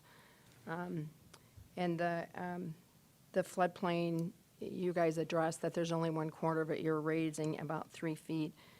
The noise issue, I have a very large generator because I'm a rural resident on my property. And when my generator runs, I literally have to go outside. It sits right outside my garage, so it's next to my house. I have to go outside to hear if the generator's running when we have a power outage. The electricity will sometimes just bleep, and I'm like, did we really lose power? And so I have to step outside to see if my generator's even running because it is so quiet. Now, I don't know how big yours is. Mine's large, and I can't hear it inside my house at all. And I can't, from where my bedroom is, it's not on the same size as yours, but I can't hear it from my bedroom, which is on the opposite side of the house as my generator, but I still can't hear it. If there's a storm and the electricity goes out, I can't hear it. Future development, we'll have to go through the same process as far as a PUC and everything else. And, I mean, there's a whole lot involved in that whole thing, so I don't even know where, future commissions would be on that. Putting 15 building eligibilities in one spot, I don't know how that is. I do know of ones that have had 4 building eligibilities moved. I've never seen one, but I haven't been here forever, so. Let's see if there was anything else. Those are the ones that I have answered thus far. The one about the public utilities, I guess I've always been under the assumption that you guys are public utilities because it is an interstate kind of public utilities. It isn't just a South Dakota issue, and so that wasn't an issue to me. So I'll leave it at that. Those are my comments thus far. I would look forward to my other commissioners' comments. Well, I will tell you, and excuse me, I apologize for leaving a couple times. I think you addressed the visuality and the noise. I have to tell you that I was involved in the methane gas conversation with then the brine group to the processing plant, ethanol processing plant. So my biggest concern at the beginning of this conversation was about safety. And I don't believe there's been any safety-related issues with that relationship. It's been a very positive for the city of Sioux Falls, been very positive for the ethanol plant. I also believe that Northern is a public utility company. It's on the stock exchange. So the only question that I might add that I heard a little bit about was the building eligibility thing. There may be some issues with, frankly, the floodplain in future conversations, but that is not part of this particular discussion. So I would support the fact that the Planning Commission made the right approval. I do apologize for my sinus infection. Thank you, Mr. Chairman. Being on planning and zoning, I frequently have issues like this come forward. And I'll tell you, I've been to that corner. There's an incredible irrigation structure right on that corner. If you've not been there, go and look right at 269 or whatever, 248 and whatever, 473. It was built obviously during the 20s or something. Parts are missing, water's flowing. Anyway, it's I lived here for 37 years before I found it, and it was only by accident. Anyway, it's a very interesting location, and commonly people opposing a project will say it's a great project, it's the wrong location. It's a great idea to have a water tower, but it should be 1,500 feet down the hill. It's a great idea to have a cell tower, but it shouldn't be here. And so, wherever it goes, people aren't going to like it. And again, it's things change. The river might change course. It might become part of the city of Sioux Falls and have another Amazon building in the area. There's a gas facility down by Baltic on the blacktop there across south of the park. There are houses directly across the street. People were not afraid to live there. And clearly, there's always a concern, but I'll tell you what, as we approve these things around the county, people adjust to them without too much trouble. I know that in the planning process, it seems like an eyesore, but once it's there, people don't really notice it that much. And as far as noise, there's always going to be noise. I can hear Huset's racetrack 8 miles away at my house every now and then if the wind is right. And certainly I hear motorcycles regularly. But anyway, 473 does flood regularly. I've met with township officials in 2019. I think that they had to block it off south of there about 4 or 5 times and lost a bunch of gravel. It's an interesting location, but again, I wonder if, traditionally farmers had big red barns. I wonder if they enclosed these buildings in a big red barn, if that would be something that they would prefer. Commissioner Carson. It's interesting you said that, because you said that if it was a barn, you'd be happier, and I just wondered if it was a red siding instead of blue and tan and was red with trim, it would look more like a barn in the neighborhood than a utility building, if that would at least be helpful, if you change the color of the, I know that's minimal, but they did say a barn, and they do look more like barns if they're red and white, so. Just a thought. Mr. Chairman, one 'Cause other you said point the same I'd like to thing. make Please.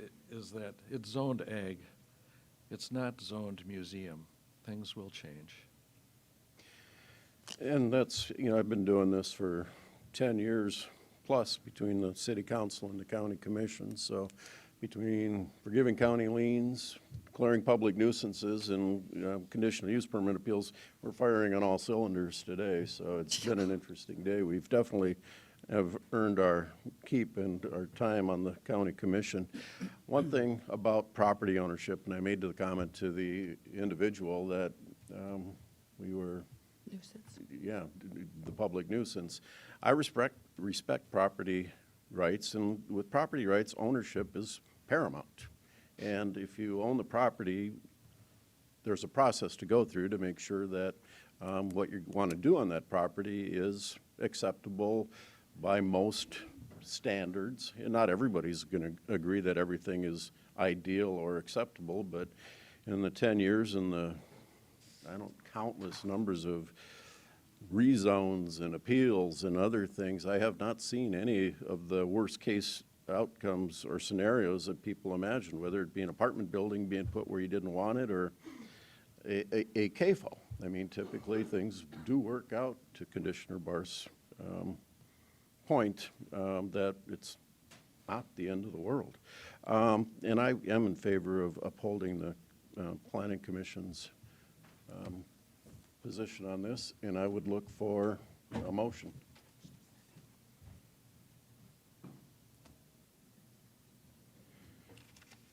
Okay. I guess what I'm going to look for a motion to do is to go into executive session. Look for a motion to go into executive session. So moved. Second. All righty. So we are going to take, All those in favor? I'm sorry? All those in favor? All those in favor? Aye. Aye. Opposed, same sign. Motion carries. We are going to go into executive session for 10 to 15 minutes, I'd imagine. How about if we just go in there, that way everybody can. Okay, everybody can stay here. We get to go in the other room.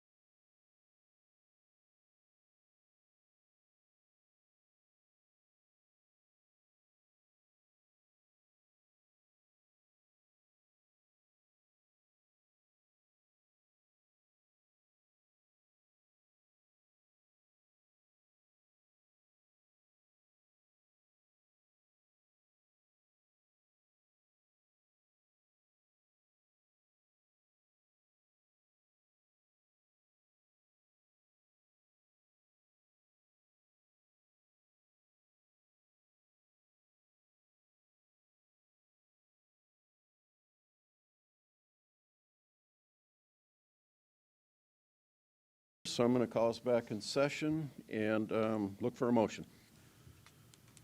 I would just say that we have some concerns because some of this stuff was given to us at the last minute.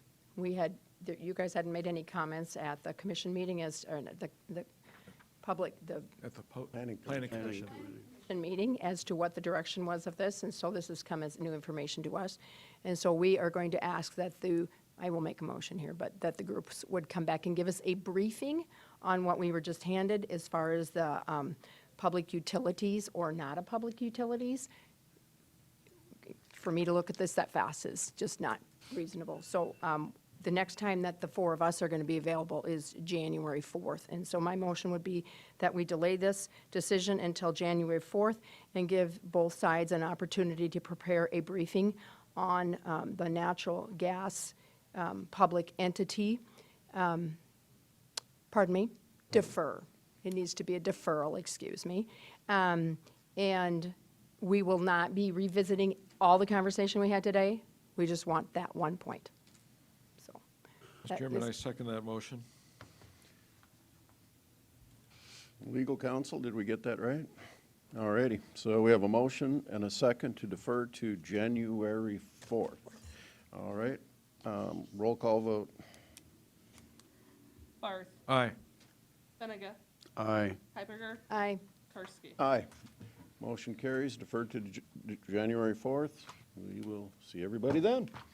All right, moving on then to item 14 on our agenda. We have a resolution to declare scrap metals for the Highway Department as surplus to dispose of by recycling. Welcome back, Commissioner Bender.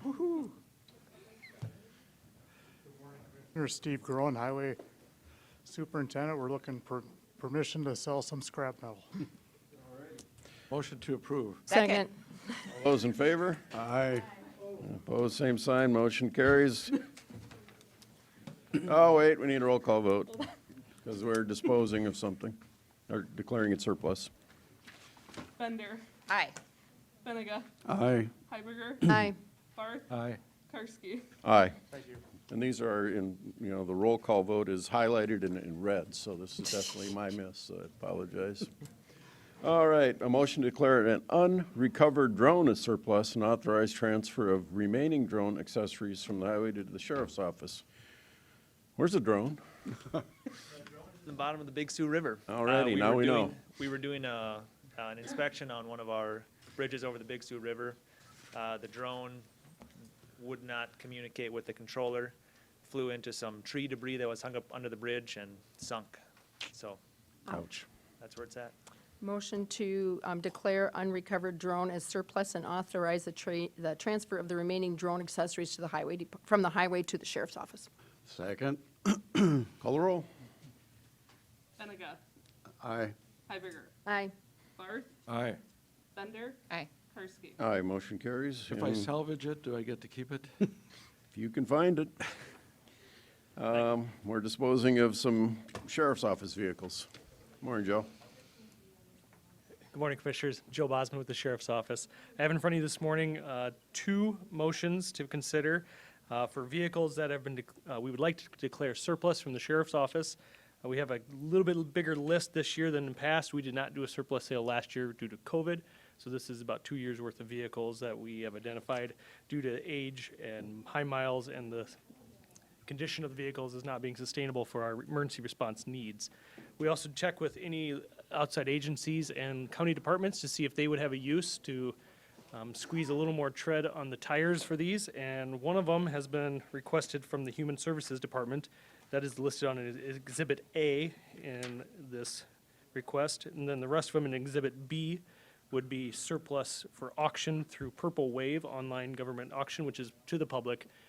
So I think this needs to be addressed in two different actions. The first one would be to declare the vehicle on Exhibit A as surplus to transfer to Human Services, and the second one would be surplus to auction at Purple Wave. All right, Make so a look for a motion motion on it, on To A. transfer to Human Services, the listed Explorer.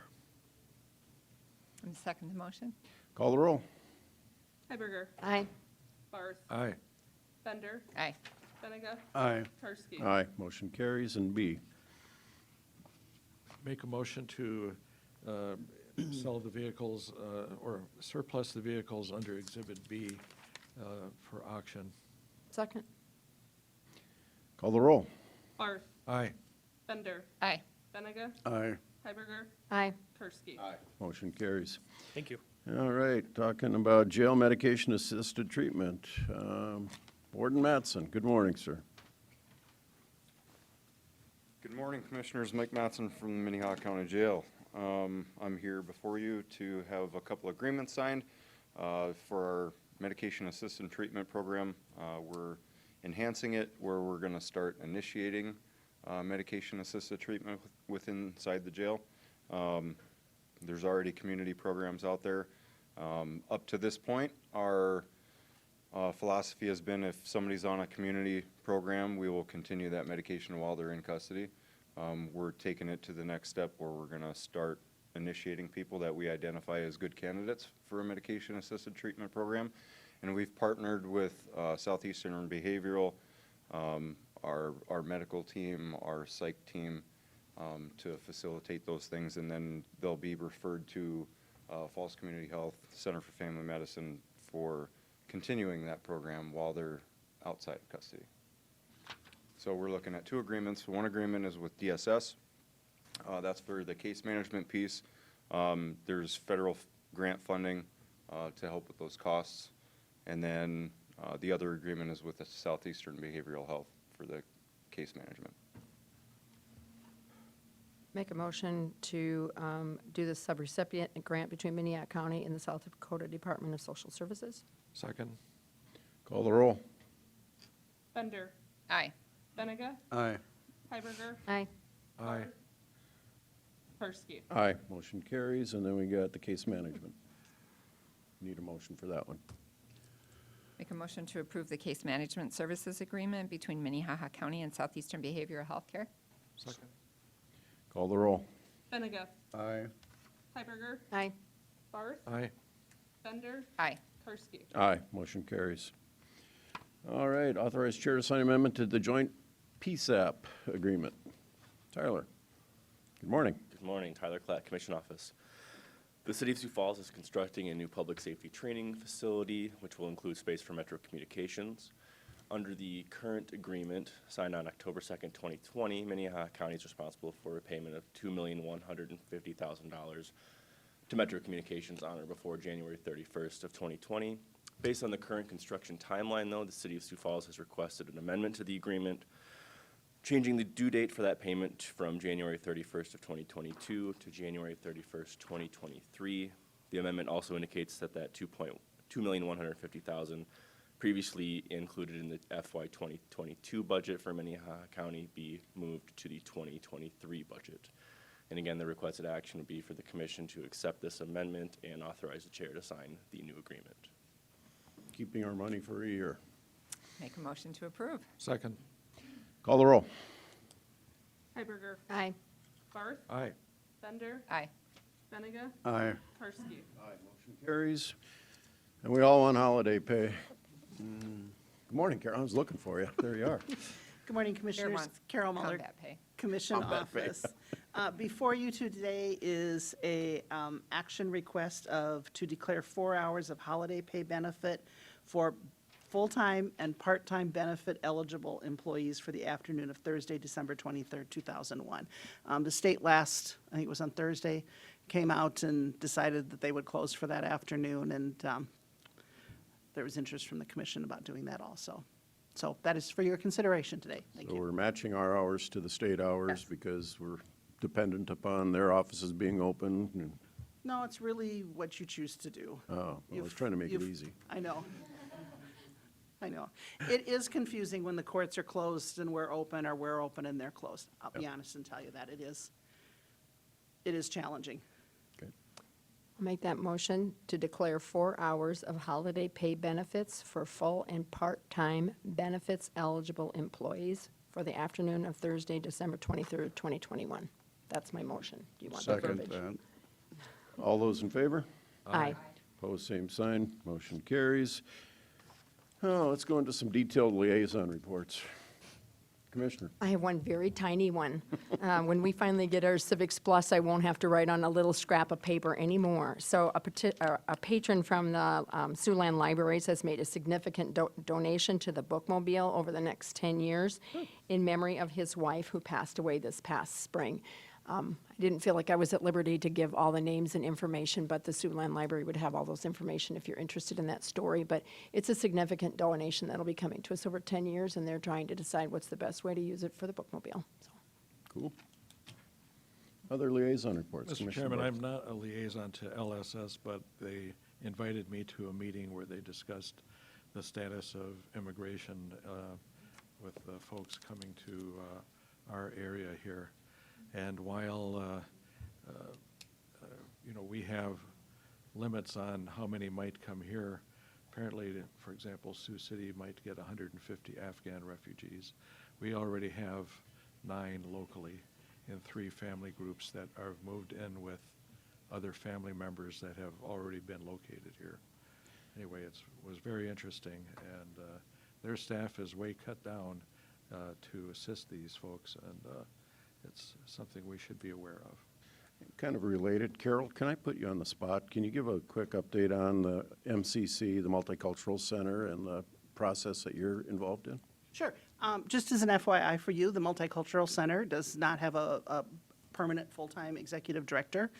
They do have an interim person who's doing a great job, and they are working through a search committee process for doing that. I think there's about 6 people, 7 people, a couple board members, myself, somebody from the city, and some community members. I possibly because I mentioned to DJ and or to Dean and some of you that I was very impressed with the people who are serving on that search committee, with a goal in 6 or 7 months that we would have somebody ready to go. Thank you for doing that. All righty. Any new business? Any old business? Chairman, I'm going to bring this up. I mentioned it to our auditor that I was going to ask about the issue of poll books, which we purchased some under the direction of our former auditor, and we've not really used them almost since then. And by the way, one concern some people I know had was that the company that makes them, ESS, is partially owned by Mitt Romney's son. But I wonder if the auditor has a paper record of everyone that voted and has a paper copy of every vote. If there's a problem, it's not the county. But I invite Ben to come forward. Comments, Ben? Sure. I guess the e-poll books really are designed to make the voting process easier in that it identifies who the voter is, right? It takes the place of these printouts that we provide each polling place, right? So that normally you go in and you give them your driver's license, and they will then look up your name in a list, right? So the e-poll books are, pretty much an iPad where you just swipe your driver's license. It recognizes who you are from the barcode in the back license plate and identifies you if you're a voter, and then you're given a ballot and you ballot. So it has nothing to do with the actual voting. It just takes the place of those paper poll books. So there's several advantages to poll books. One, that they identify the voters more quickly, so the lines move more quickly. Occasionally we have voters who show up in the wrong polling place. It scans them. It says, you can't vote here, but you need to go vote someplace else. That helps the process.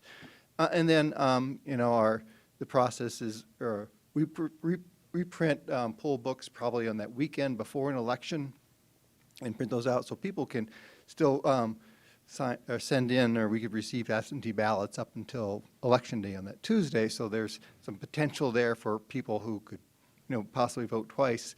That's another advantage of the e-poll books, is that it identifies everybody real time. If we received an absentee ballot, you come in, you try to vote again, we'd know that. And then finally, the other advantage is that it records everybody who's, approached the polling places, and because today we have to go into our database for registered voters and mark everybody who's voted, right? That's part of our requirements. So the e-poll books allow us to just systemically upload all those individual names up into our voter database to acknowledge that they voted. So it kind of just improves the process. It has nothing to do with the ballots. Right? I think that's kind of the misconception. People are concerned about how you could hack that stuff. You're still going to get a paper ballot. That's going to be handled separately. I've been approached by the vendors, and we've seen some demonstrations. We know that there's some other counties around the state that are using them. I would say that it appears that, over time, it's just going to be more and more accepted, and I could see that it'd be something that the voters would like. So, Okay. any other questions on that process? Did you know this much about e-poll books 2 years ago? I didn't even know what an e-poll was 1 year ago, so. You're doing a great job. Thank you, Ben. All righty. Any old business? Okay, since we don't want to be done yet, we are going to go into executive session, so I'm going to look for a motion to recess for 5 minutes for Tony to shut down so we can come back. So moved. Second? All those in favor? Aye. Opposed, same sign. Motion carries. We're at recess. It's almost